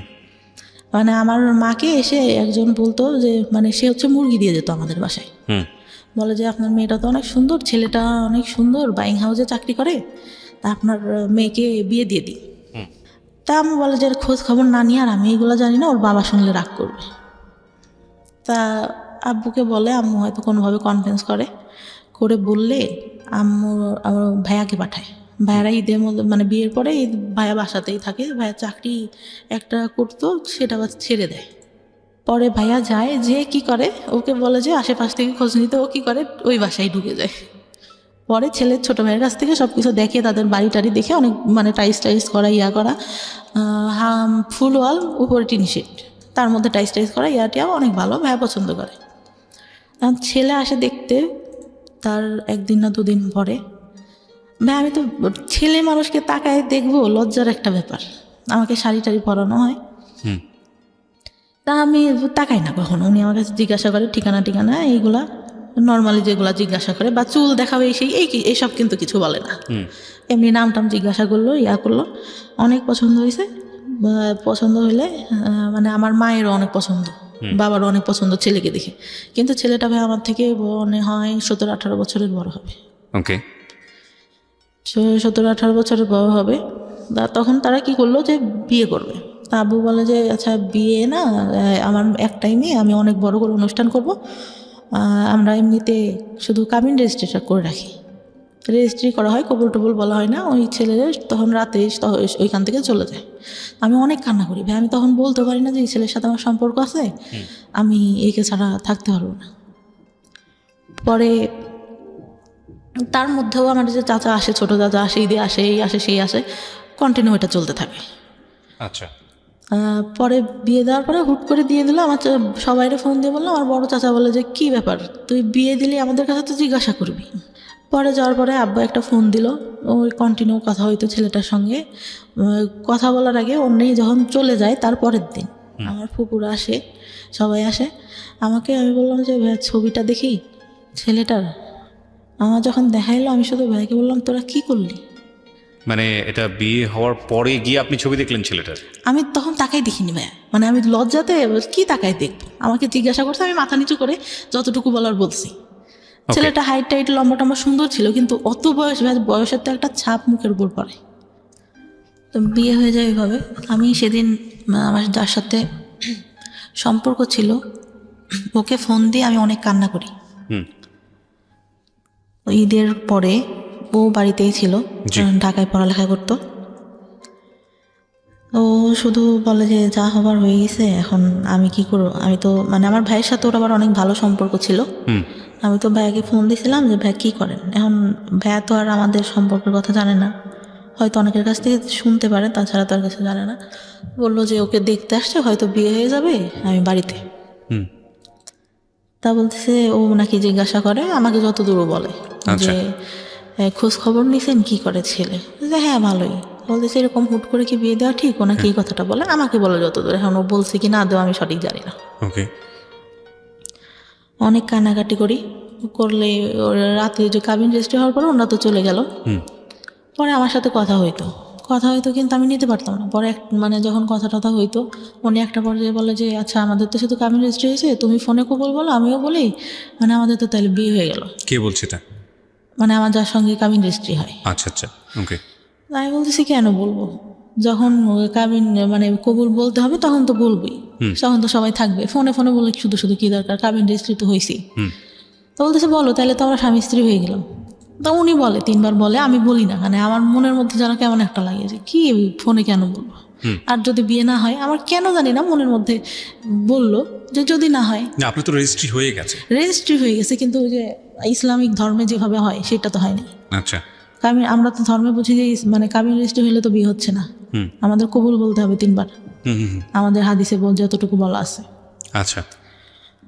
ওটা তো হয়নি, যদি না হয়। মানে আমার ওই চিন্তাটা মাথার মধ্যে। আমি তখন স্টিল আমার বয়ফ্রেন্ডে লাভ করি। পরে আমার বয়ফ্রেন্ডটা মাঝে মধ্যে ঢাকার থেকে আসতো। তারপরে একটা পর্যায়ে মানে এতটাই হয়ে যায়, ফিজিক্যাল রিলেশন হয় আমাদের মধ্যে। মানে বয়ফ্রেন্ডের সঙ্গে? হ্যাঁ, বয়ফ্রেন্ডের সঙ্গে। ওকে। বয়ফ্রেন্ডের সঙ্গে ফিজিক্যাল রিলেশন হয়, পরে মানে ও কন্টিনিউ আমার বাসায় আসতে থাকে রাতে, আসতে থাকে, এরকম হয়। পরে মানে ফিজিক্যাল রিলেশন হলে আমি মানে ফার্স্ট, তার আগে তো বলছি যে একটা বয়ফ্রেন্ডের সঙ্গে হয়। তো ওই টাইমটাতে ও বলতো যে ওই বয়ফ্রেন্ডটার কথাও জানতো যে তুমি এইগুলো করছো, আবার ওই যে বললাম যারা পিছনে ঘুরতো ওরা ওই বাজে কথা বলতো, না করলেও বলতো। তো ওইখান থেকে মানে আমার খুব খারাপ লাগতো যে কী রে, ওর সাথে আমার সব হয়ে গেল, ওরা আমি সব বলছি, তারপরে ও কেন আমাকে এগুলো বলে। পরে আমি একটা পর্যায়ে এরকম কথা বলতাম, আব্বু বলতো যে তোর বিয়ে হয়ে গেছে, ছেলে চাকরি করে, এত কথা তুই কেমনে বলিস। আব্বু তো আর জানতো না যে আমি অন্য কারোর সাথে কথা বলি, কিন্তু আব্বু হয়তো আজ করতে পারে একটু, আচ্ছা, যে আমি অন্য কারোর সাথে কথা বলতেছি। পরে আমি তো কিছু বলি না। পরে আমার ফোনে একদিন ফোন আসে, খাচ্ছিলাম, আব্বুরা বসেছিল, হঠাৎ করে আননোন নাম্বার থেকে ফোন দেখে আব্বু যে বুঝতে পারে যে এইটা তো আমার মানে যার সাথে রেজিস্ট্রি হয় তার নাম্বার না। পরে কিভাবে যেন বুঝতে পারে জানি না। পরে ওই টাইমটাতে আবার কি হয়, একটা ছেলে আমাকে অনেক পছন্দ করতো, আব্বুকে মামা মামা করতো। আচ্ছা। পছন্দ করতো বলতে মানে আমার আব্বুকে ভাঙাই খায় মানুষ বলতে যেরকম, ওরকম খাচ্ছে এখন পর্যন্ত। মানে এইটা বলতেছে, এটা বলতেছে। আমার বাবা আবার তাকে এতটাই ভালোবাসে, এতটাই বিশ্বাস করে, আমার মনে হয় আমাদের থেকে তাকে বেশি ভালোবাসে।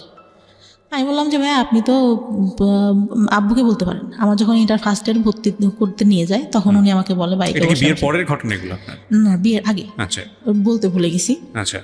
পরে উনি বলে, আমি বলি যে আপনার মামাকে বললেই তো পারেন, আপনার মামা তো আপনাকে অনেক ভালোবাসে, আমাদের তো তাহলে বিয়ে দিয়ে দেবে, আমার বলার কেস। বলছে আমি বলবো কীভাবে, তুই বল। আমি কি এতই বেহায়া যে আমি আমার বাবাকে যে বলবো যে আপনার সাথে বিয়ে দিক? আর আপনি মানে আমি এরকম করে বলি যে আমি হয়ে দেখতেছি আপনাকে এরকম। আপনার গার্লফ্রেন্ড ছিল, আমার ছোটো চাচির সঙ্গে পড়তো, ওনার গার্লফ্রেন্ডটা, আপনার গার্লফ্রেন্ড আমার ছোটো চাচির সাথে পড়ে। আমি যখন ছোট তখন থেকে দেখতেছি, আমি হয়ে আমার বুদ্ধি হওয়ার পর থেকে আপনি এরকম, আপনাকে কেন বিয়ে করবো? তো কথায় কথা বলে তুই তো তাহলে প্রেম করিস নি। আসি প্রেম করি না করে এটা কোনো কথা না, আমার মা বাবা যার সাথে দেবে তার সাথেই আমি থাকবো। পরে ভাই কী করে, বিয়েটা হওয়ার পরে উনি কী করলো, ওই ভাইয়াটাই মানে কার কাছ থেকে খোঁজ খবর নিতে জানি না, তাদের জমি জায়গা নাই, হ্যান নাই, তেন নেই, এসব বলে বিয়েটা 5 মাসের মাথায় ভেঙে দেয়। মানে আপনার যে রেজিস্ট্রি হয়েছিল সেই বিয়েটা ভেঙে দেয়। আচ্ছা। তা আব্বু ওই বয়ফ্রেন্ডটার কথা জানতে পারে এক পর্যায়ে। আমি বলি আব্বুর কাছে বিয়েটা ভাঙার আগে, তা বলে যে তাহলে বিয়েটা ভেঙে দিই, ওর সাথে তোর বিয়ে দিব, এরকম করে বলে। কিন্তু ভাইয়া কী করলো, বিয়ে ভাঙার পরে ওই ছেলের সঙ্গে আমাকে বিয়ে দেবে না, অন্য জায়গায় বিয়ে দেবে, এই ছেলের সাথেও দেবে। আচ্ছা। আমি আমার বয়ফ্রেন্ডের কাছে বললাম। বয়ফ্রেন্ড তখন কি করতো, পেশায় কি ছিল? কিছুই করে না? পড়ালেখা করতো। আচ্ছা। ইঞ্জিনিয়ারিং পড়তেছিল। তো ও বললো যে আমি তো চাকরি বাকরি করি না, আর আমার মা মেনে নেবে না, তোমার বিয়ে ভেঙে দিছে, এইটা জানলে তো আমার মা নিবেই না। আসলে ভাই কথাটা ছিল হচ্ছে আমার যতটুকু দরকার ছিল ও তো আমার কাছ থেকে পাইছে, আমাকে কেন বিয়ে করবে, আমার যতটুকু ধারণা এখন বুঝি। পরে আমি অনেক কান্না করতাম যে আমি আব্বুকে বললাম তোমার কথা, তুমি এখন এইগুলো কেন বলো? বলছে আমার পক্ষে সম্ভব না তোমাকে বিয়ে করা, আর তুমি আমার ফ্রেন্ডদের সাথেও কথা বলতা, এইগুলো তোমাকে নিয়ে যখন সংসার করবো তখন মনে পড়লে আমি এটা মেনে নিতে পারবো না। আচ্ছা। তাই বলে। পরে একটা পর্যায়ে কী হলো, আমি মানে কথা বলাটা আস্তে আস্তে বাদ দিয়ে দিলাম, আর খুব মনে পড়তো, মাঝে মধ্যে কান্নাকাটি করতাম। ও মানে ভাইয়া অকথ্য ভাষায় আমাকে গালাগালি করতো। আপনার বয়ফ্রেন্ড? হ্যাঁ, এত বাজে বাজে কথা বকাবকি করতো ভাইয়া, আমি নিতে পারতাম না। অনেক কান্নাকাটি করতাম যে আমি তো তোমার আমার জীবনের এমন কোনো ঘটনা নাই যে বলি নাই, তুমি এগুলো কেন করতেছো? এগুলোর জন্য আসলে একটা ফ্যামিলি এডুকেশন প্রয়োজন হয়। মানে বিয়ের আগে ধরনের অনৈতিক সম্পর্কে না জড়ানো, বা শেয়ারিংয়ের জায়গা থেকে আসলে কতটুকু শেয়ার করব, যাকে শেয়ার করছি সে আসলে এতটুকু আস্থার জায়গা আছে কিনা। সো এগুলোর জন্য আসলে একটা ফ্যামিলি আন্ডারস্ট্যান্ডিংয়ের প্রয়োজন হয়, ফ্রেন্ডশিপের প্রয়োজন হয়, এবং একটা ফ্যামিলি এডুকেশনের আমার স্কুল প্রয়োজন হয়। জীবনে ভাইয়া একটা বান্ধবী ছিল অনেক ভালো, ও ক্লাস 4 থেকে চলে যায়, তারপর থেকে আমার কোনো ভালো বান্ধবী জীবনে আসেনি। রাইট। আপনি যে ভুলগুলো করেছেন আসলে ভুল করতে করতে শিখেছেন, তার আগে আপনি না, যে কেউ বলবে বুঝাবে এরকম কেউ ছিল না। রাইট। তো তারপরে কি হলো? পরে একটা পর্যায়ে এরকম বাদ দিতাম, আর আমি মাঝে মধ্যেই ফোন দিলে ওরকম বাজে বাজে কথা বলতো। পরে মানে ওই বিয়েটা ভেঙে গেলে আমি আবার আব্বুকে বললাম যে আচ্ছা যাই হয়েছে হয়েছে, ও তো আমাকে কী করবে না। আর আমি তো মানে চিন্তা করে দেখলাম, আব্বুকে বললাম যে ও বলতেছে এই কথাগুলা, তার থেকে বিয়ের পরে যদি অশান্তি করে তার থেকে এখন হয়তো বাদ দিয়ে দেওয়াই ভালো। ওই আগে আমার যে কাবিন রেজিস্টার হয় ওই ছেলেটা আবার মানে আমাকে খুব ভালোবাসতো, আর ওর বাবা আমাকে অনেক আদর করতো ভাই। মানে আমার মনে হলো যে আর একটা বাবা পাইছে আমার জীবনে, মানে এত ভালো লোকটা ছিল। মা ছাড়া কথা বলতো না আমার সঙ্গে কখনো, প্রত্যেকটা দিন আমি ফোন না দিলেও সে ফোন দিয়ে কথা বলতো। তা আমি একটা পর্যায়ে বললাম যে এতদিন কথা বলছি, আমার চাচাদের বললাম, আমার ফুফাদের বললাম যে আপনারা আব্বুকে দেখেন ম্যানেজ করতে পারেন কিনা, ওই ছেলের সঙ্গে আমি কথা বলি। তখনও মানে কাবিন রেজিস্ট্রি হয়েছিল ওই ছেলেটার সাথে। ও বলে যে আচ্ছা তোমার বাসা থেকে যদি দেয় আমি তোমাকে নিব, কারণ আমি তোমার অনেক ভালোবেসে ফেলছি। পরে ইয়া করার পরে কি হয়, আব্বু রাজি হইলো, যাও। ওদের বাসায় গেল, ছেলে বাসায় নেই। আমার চাচা ফুপা ফোন দেয়, ছেলে ফোন ধরে না। ওর সেদিন ওর ভাবিরা ওর মারাও নাকি ভালো ব্যবহার করে না, ওর বাবা শুধু ভালো করে কথা বলে। পরে আমার চাচারা এসে বললো যে ওই ছেলে বিয়ে করবে না, হয়তো বিয়ে করতে চেয়ে ভেঙে দিবে, এরকম। আচ্ছা। পরে ওই ছেলেটা আবার ফোন দিয়ে চাচাদের বলে আচ্ছা আমি একটু বাইরে ছিলাম এই জন্য ফোন, তুই ফোন ধরতা, বাইরে ছিলাম, আমাদের সামনে আসা নাই, ঠিক আছে। একটা কথা কি ভাই, যেটা সত্যি কথা, ওই ছেলেটার অনেক বয়স ছিল, এই জন্য মূলত ও চাচাদের সামনে আসেনি। ওকে। ও ভাবছে যে এত ছোট মেয়েকে আমি বিয়ে করছি, আমার সাথে হয়তো দেখার পরে দিবে না, এই জন্য সে ভয় সামনেই আসেনি। আচ্ছা। আমি একদিন বিয়ের পরে যখন বিয়েটা ভাঙে নাই তখন বলি যে আপনার বয়স এত বেশি, আপনি আমাকে বিয়ে করলেন, আপনি তো দেখছেন আমি তো তখন তাকাই দেখি না, আপনি তো দেখছিলেন যে আমি তাকাইও দেখি নাই, আপনার কি এটা ঠিক হয়েছে? বলে আসলে এখন বুঝতেছি ঠিক হয় নাই, তারপরে তোমার কি মানে বিয়েটা ভেঙে দিব? হয়েছে না, মেয়েদের জীবনে একবারে আমাদের যে ফ্যামিলি যে স্ট্যাটাস ছোটোবেলা থেকে দেখে আসতেছি, একটা মেয়ের বিয়ে ভেঙে গেলে পরে আর ভালো বিয়ে হয় না। ছেলেটা ভাই বয়স বেশি হলেও, যেটা সত্যি কথা আমার লাইফে দেখা, শ্রেষ্ঠ মানুষ ছিল, এত ভালো কথা। আর তাকে আমি ফোনে আমার বলা লাগতো না, এক সপ্তাহ পর পর ফোনের টাকা লুট দিয়ে দিচ্ছে, ফোন দিলে কোনোদিনও ধরতো না, কেটে ব্যাক করতেছে। আচ্ছা। এরকম ছিল। পরে কী করলো, আমাদের যেদিন মানে বিয়ের কথা ছিল, ওদের ওই দিক থেকে দাওয়াত টাওয়াত সব দেওয়া শেষ, তার মধ্যে তো বিয়েই করে দিয়েছে, কিন্তু আমাদের এদিকে কোনো প্রোগ্রামই না।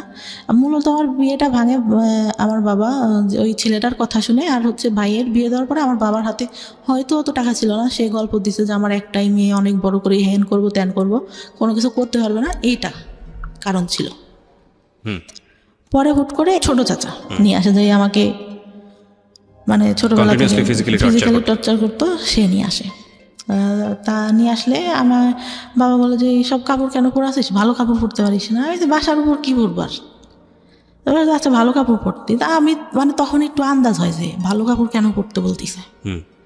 তো নিয়ে আসলে ছেলেটা এত সুন্দর করে এত ভঙ্গিমায় কথা টথা বললো, আমাকে শাড়ি পরায় আবার সেই সামনে নিয়ে বসাইলো, সব কিছু জিজ্ঞাসা করলো। আমি ওনার ভঙ্গিমা দেখে, কথা বলা দেখে, দেখতে সুন্দর ছিল আমার, মানে ভালোই, মানে একটাবার তাকাইছিলাম, ভালোই লাগলো। এর থেকে একটু বয়সই হবে, তারপরও বয়সের ডিস্টেন্স আমাদের 15 বছর মতো। তা আমাকে পরে হচ্ছে ওদের বাসার থেকে দেখতে আসবে, এর মধ্যে ওই ছেলে ভাই আমাদের মানে সব কিছু, আমার বাবা সব কিছু খোঁজ দিছে এক রাতের মধ্যে, একদিনের মধ্যে। আর নেওয়ার পরে ওরা বাসার থেকে আসে, আমি আবার বলি যে আমার যে আগে একটা ইয়া হয়েছিল, এটা কি বলা হয়েছে কিনা। আর মাকে জিজ্ঞাসা করলাম যে আমি কিন্তু পরে এবার বিয়ের পরে সমস্যা হবে, এটা কিন্তু আমি মেনে নেব না। ওকে। পরে ঘটককে বলে, ঘটক আবার বলে যে না, বলা হয়নি। তা বলে যে আচ্ছা তাহলে বাব্বু বলে যে আচ্ছা বলো, যদি বললে যদি করলো, নাইলে নাই, বিয়ে করলে। পরে ভাইয়া বিয়ে দেওয়া ওনাকে বলছে, উনি সবার কাছে খোঁজ নিতে, কিন্তু সবাই তো জানে, যেহেতু ফ্যামিলিটা ভালো জানে, সবাই বলছে যে না উঠাই নাই, শুধু ওদের কাবিন রেজিস্ট্রি হয়েছিল। ছেলে বিয়ের আগে আসলো, ওদের বাসার থেকে সবাই আসলো, এসে ওর বাবা অনেকই মানে আমার, তারপর ঈদের পরে ছিল, কোরবানি ঈদের পরে মেবি, ওই দুনিয়ার লোক এসে মনে হচ্ছে আমি একটা কার্টুন বসে আছি, আমাকে দেখতেছে। কি দেখতেছে, ছেলের নানা ছিল, আমার চুল ধরে ঘোমটা নামায়, এইটা ওইটা, আমার খুব বিরক্ত লাগছে। কী রে চুল ধরবে, এইটা কি চুল ধরার যুগ নাকি? 2015 সাল ভাই, চিন্তা করেন, আমার চুল ধরে হাঁটা দেখতেছে, কেমন মেজাজটা গরম হতে পারে তখন। ওকে। আমার খুব মেজাজ খারাপ হয়, আমি রেগে যখন বের করে দেয় আমি আসি, চলে আসি। আমার চাচাতো ভাইরা বলতেছে আপুর কী হয়েছে, আপু কেন রাগ করছে? আমার চাচাতো ভাই বড় চাচার ছেলে, আমার থেকে বয়সে ছোট, মানে আমাদের বাবা আগে বিয়ে করে তো এই জন্য। ও আমাকে অনেক ভালোবাসে, বুবু বলে ডাকে। বুবু কেন রাগ করছে, বুবু কী হয়েছে? চুল কেন ধরে দেখলো, আমার হাঁটা কেন দেখলো, আমি কি ইয়া নাকি, এরকম করে বলি। পরে তাদেরও পছন্দ হয়, বিয়ে পরে সেদিন বিয়ে পড়াই দিল ভাই একদম। আগেরটা ডিভোর্স হয়েছিল? হ্যাঁ, ডিভোর্স হয়ে গেছে, তার মনে হয় ভাইয়া 1 সপ্তাহের মাথায় আমার বিয়ে দিয়ে দিল। ডিভোর্স হলেও তো 3 মাস সময় লাগে, ওয়েট করতে হয়। হ্যাঁ, তুই কী করলো, বিয়ে দিয়ে দিল। আর আব্বুর একটু ক্ষমতা ছিল, বললাম না, একটু পলিটিক্যালি ইয়া ছিল, ওই জন্য কেউ আর কিছু বল টলে নাই, ইয়া করে নাই। কিন্তু ওই ছেলেরা নেওয়ার জন্য অনেক লোক দিয়ে খবর পাঠাইছে, ত্যান করছে, কিন্তু এদিক থেকে আমাদের এদিক থেকে কোনো কথা ইয়া হয়নি। তা আমি একটা সময় মানে আগের যে ছেলেটা ছিল ওকে বলছিলাম যে তুমি যদি চাও আমি কিন্তু চলে আসবো, কিন্তু সে নাচরবান্ধব অনুষ্ঠান করতে হবে, হ্যান ত্যান এটা সেটা। আবার তাদের চিন্তা ছিল কিছু দেবে না। পরে এর সাথে বিয়ে হয়ে গেল, সেদিন বিয়েটা একদম পড়াই দিল। বিয়েটা পড়াই দেওয়ার পরে ছেলের কথার ভঙ্গিমা এটা সেটা, সে ডিপ্লোমা কমপ্লিট করছে, সে বললো যে আমি বিএসসি কমপ্লিট করছি। মিথ্যা কথাটা পুরাই বললো যে টাউনে জায়গা আছে ওইখানে বাড়ি করবো, এইটাও পুরা মিথ্যা কথা। জায়গা কিছুই মানে এমনিতে গ্রামে জায়গা জমি আল্লাহর রহমতে ভালো আছে, কিন্তু ওইগুলো মিথ্যা কথা। কারণ ওদের যে বাড়ি টাড়ি দেখলে তো বিয়ে দিবে না। আমার চাচা কিন্তু দেখে আসছে ভাই, কিন্তু সে মানে বাড়ি কেমন, এটা কেমন, এটা কেমন কিছুই বলে নাই। বলছে ভাই ছেলে ভালো চাকরি করে, ভালো দেখতে, বাড়ি জমি জায়গা যা আছে অনেক ভালো। বিয়ে হওয়ার পরে তার সাথে উঠাই নাই তখন, এমনিতে বিয়ে হলো, ছেলে থাকলো রাতে, সব কিছু জিজ্ঞাসা করলো যে বিয়ে হয়েছিল, কোনো কিছু হয়েছে কিনা, এটা সেটা। আমি বললাম না, বিয়ের আগেই তো বলছি যে শুধু কথাই হইতো, আর কোনো কিছু না।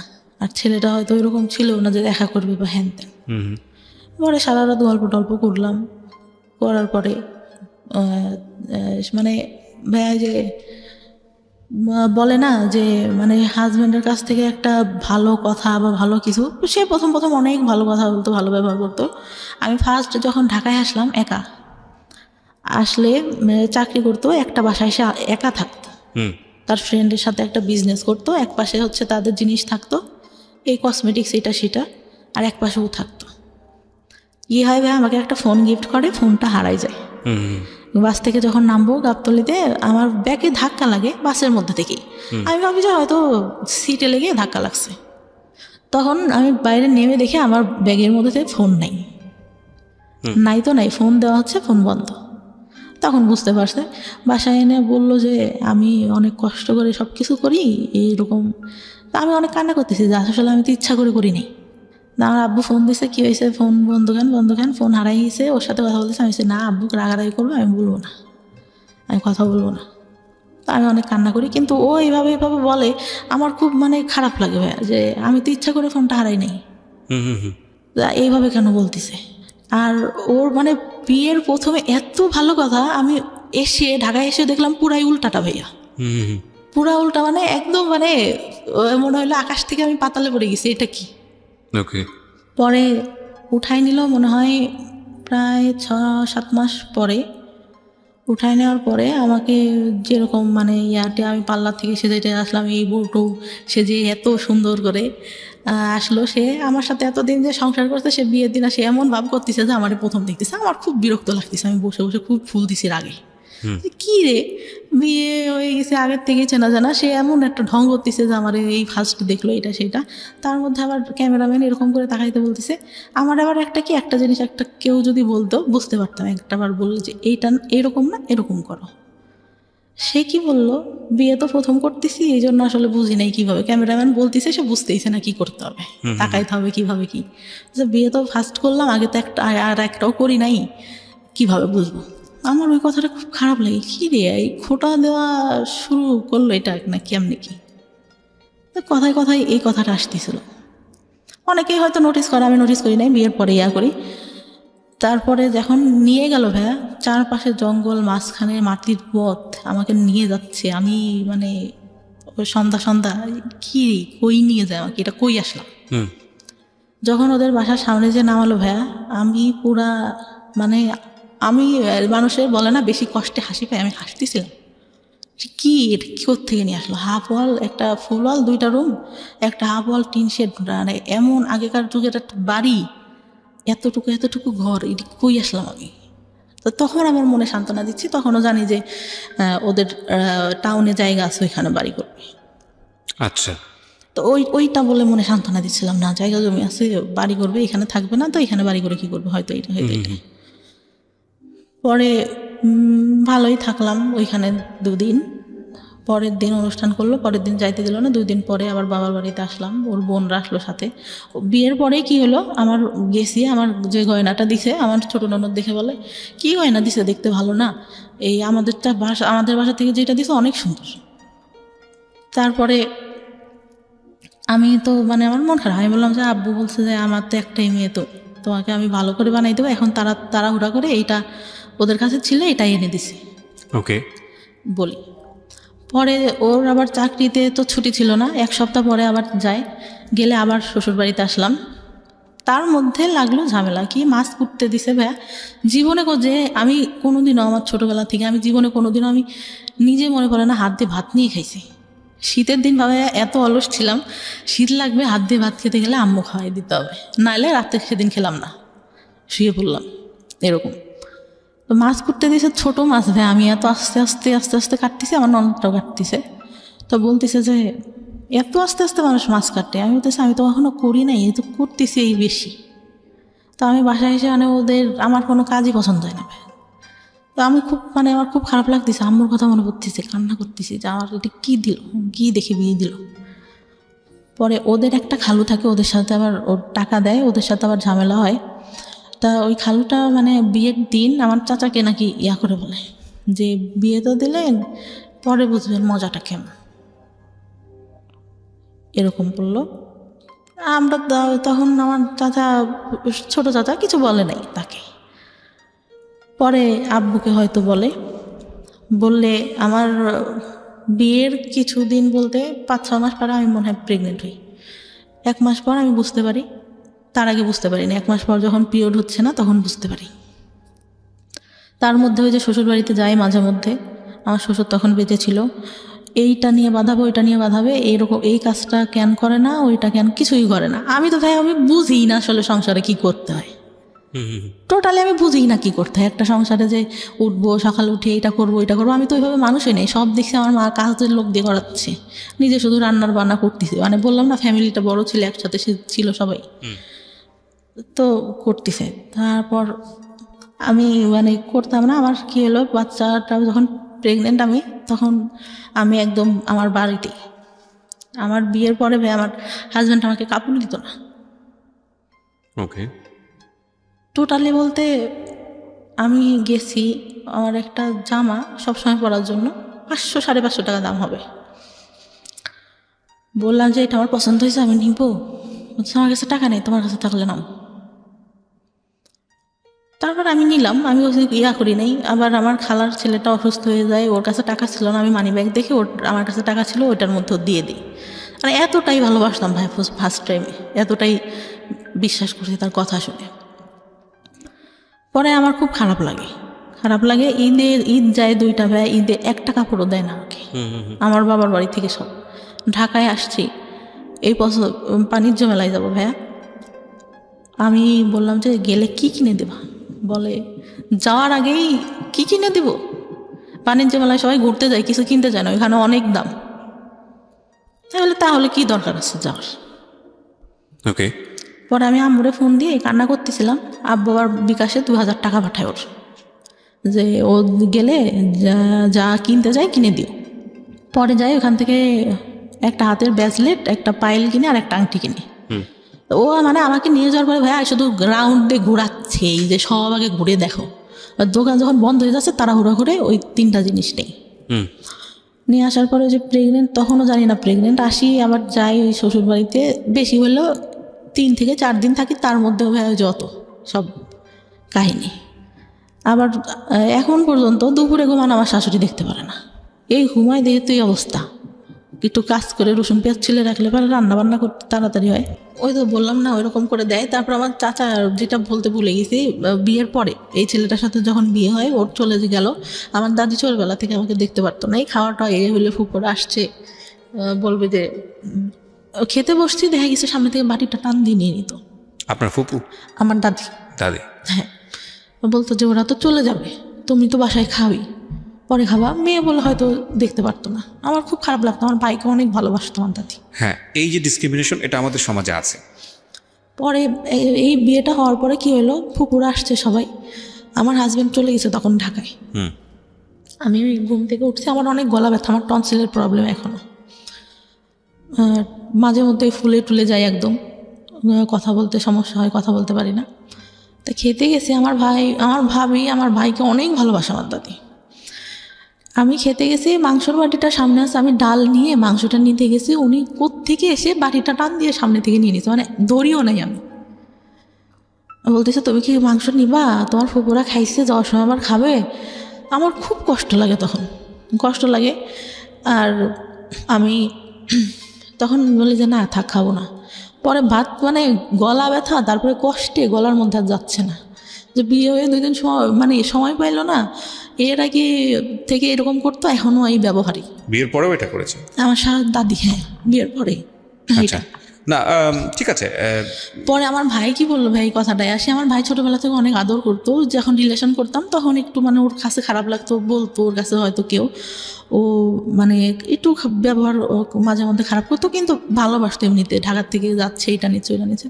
ও বললো যে সংসার করে খাবি তোরা, তোদের মতো মেয়েরা সংসার করে খায়। ঠিক আছে, ছোট ছোট বিষয়গুলো খুবই কষ্টদায়ক। আমার মনে হয় মেয়েদের প্রতি আরও বেশি সহনশীল হওয়া উচিত, সেটা পরিবার থেকে হওয়া উচিত। বাবার জায়গাটা ভয়ানক রকমভাবে মিসিং, এবং কিছু বিষয় আমরা আজকে এই অনুষ্ঠানে সচেতনভাবেই তুলে আনতে পারিনি, কারণ আমাদেরও একটা সীমাবদ্ধতা আছে। আর 2 নম্বর যেটা, সেটা হচ্ছে যে মা যে ধরনের ভূমিকায় থাকা উচিত ছিল সেটা তো অবশ্যই ছিল না।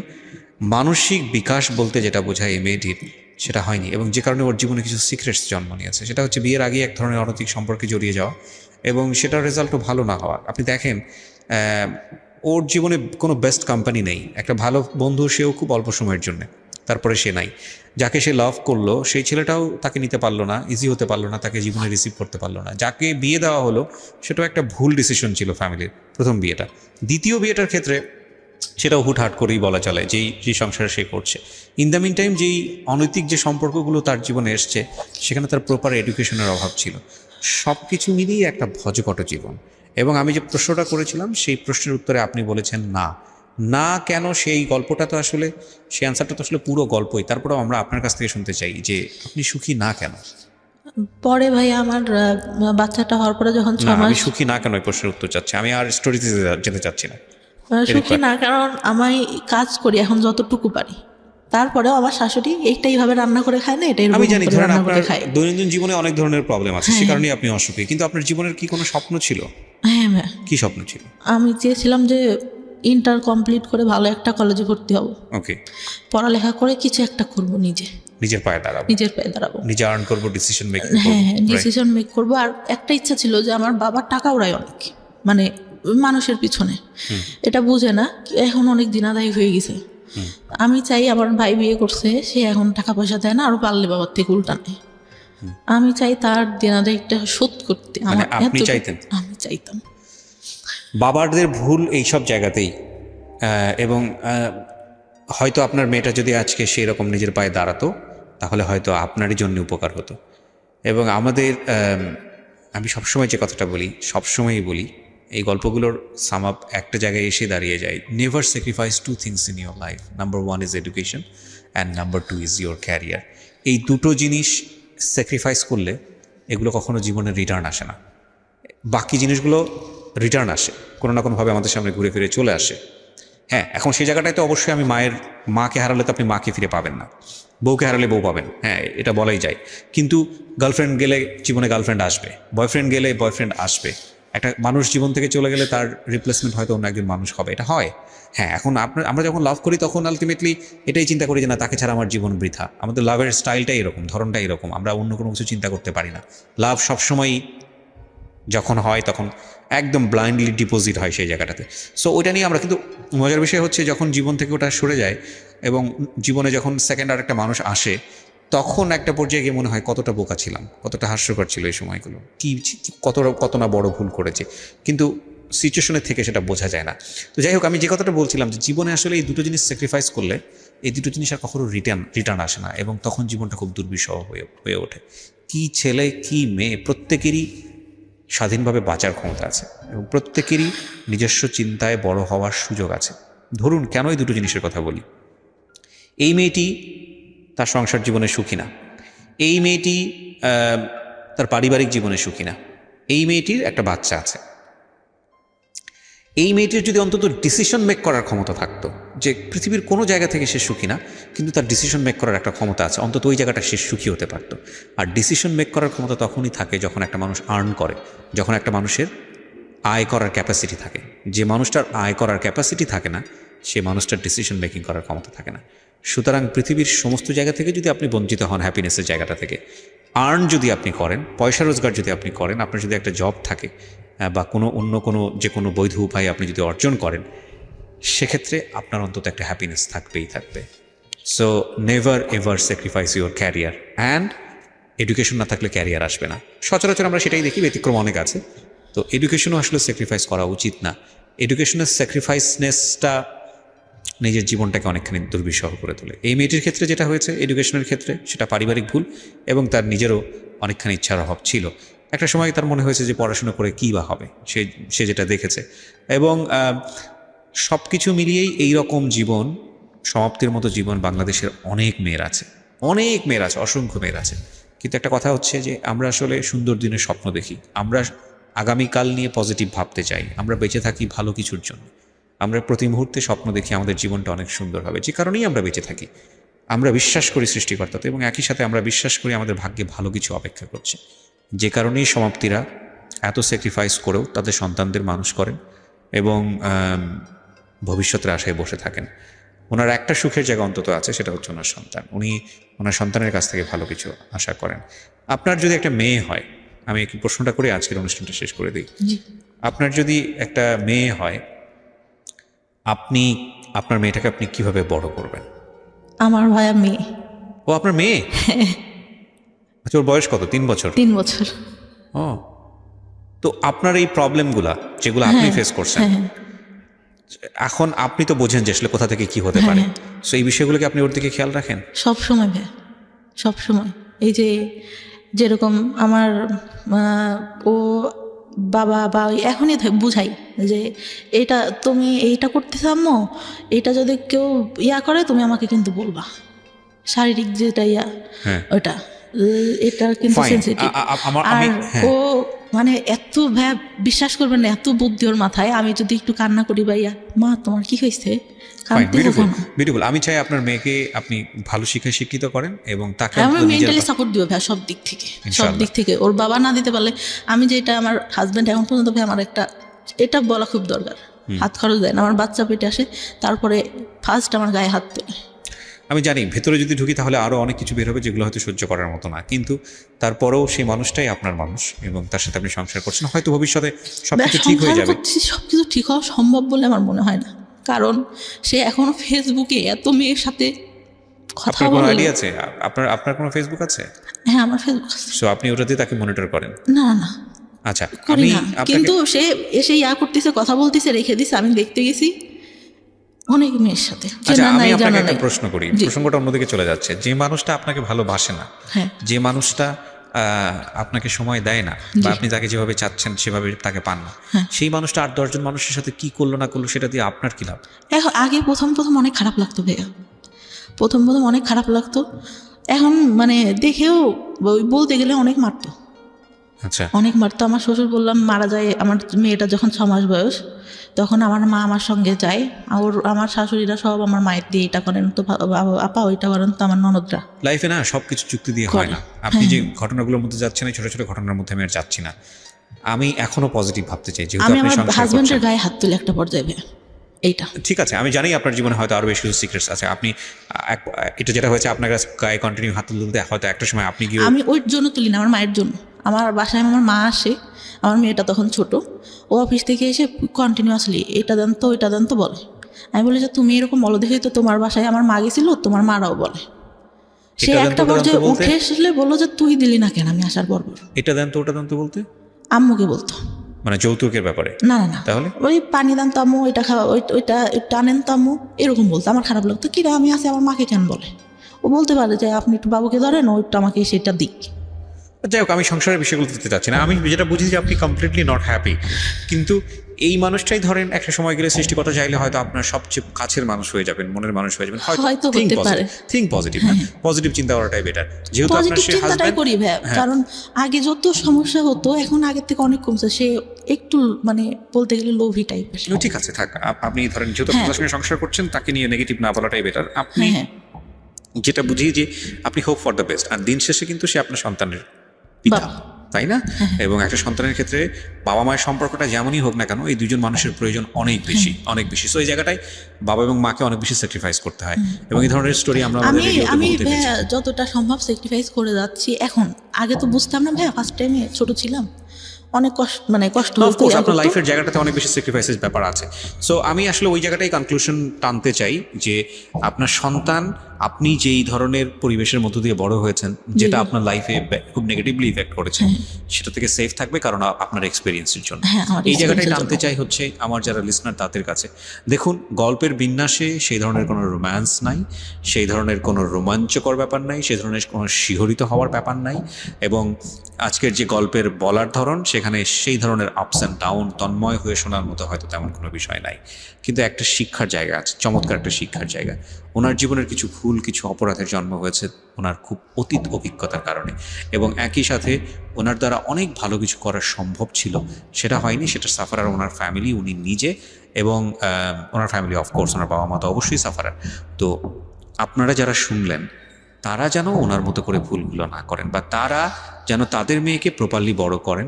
এই যে বেসিক নিড যেগুলো, শিশুকে কি পরিবেশে বড় করলে সে কোনো সেক্সুয়াল অ্যাবিউজের শিকার হবে না, শিশুকে কি পরিবেশে বড় করলে তার যে বেসিক নিডগুলো, তার যে শারীরিক পরিবর্তন, বয়ঃসন্ধিকালের যে বিষয়গুলো, সেগুলো খুব স্বাভাবিকভাবেই সে নিতে শিখবে।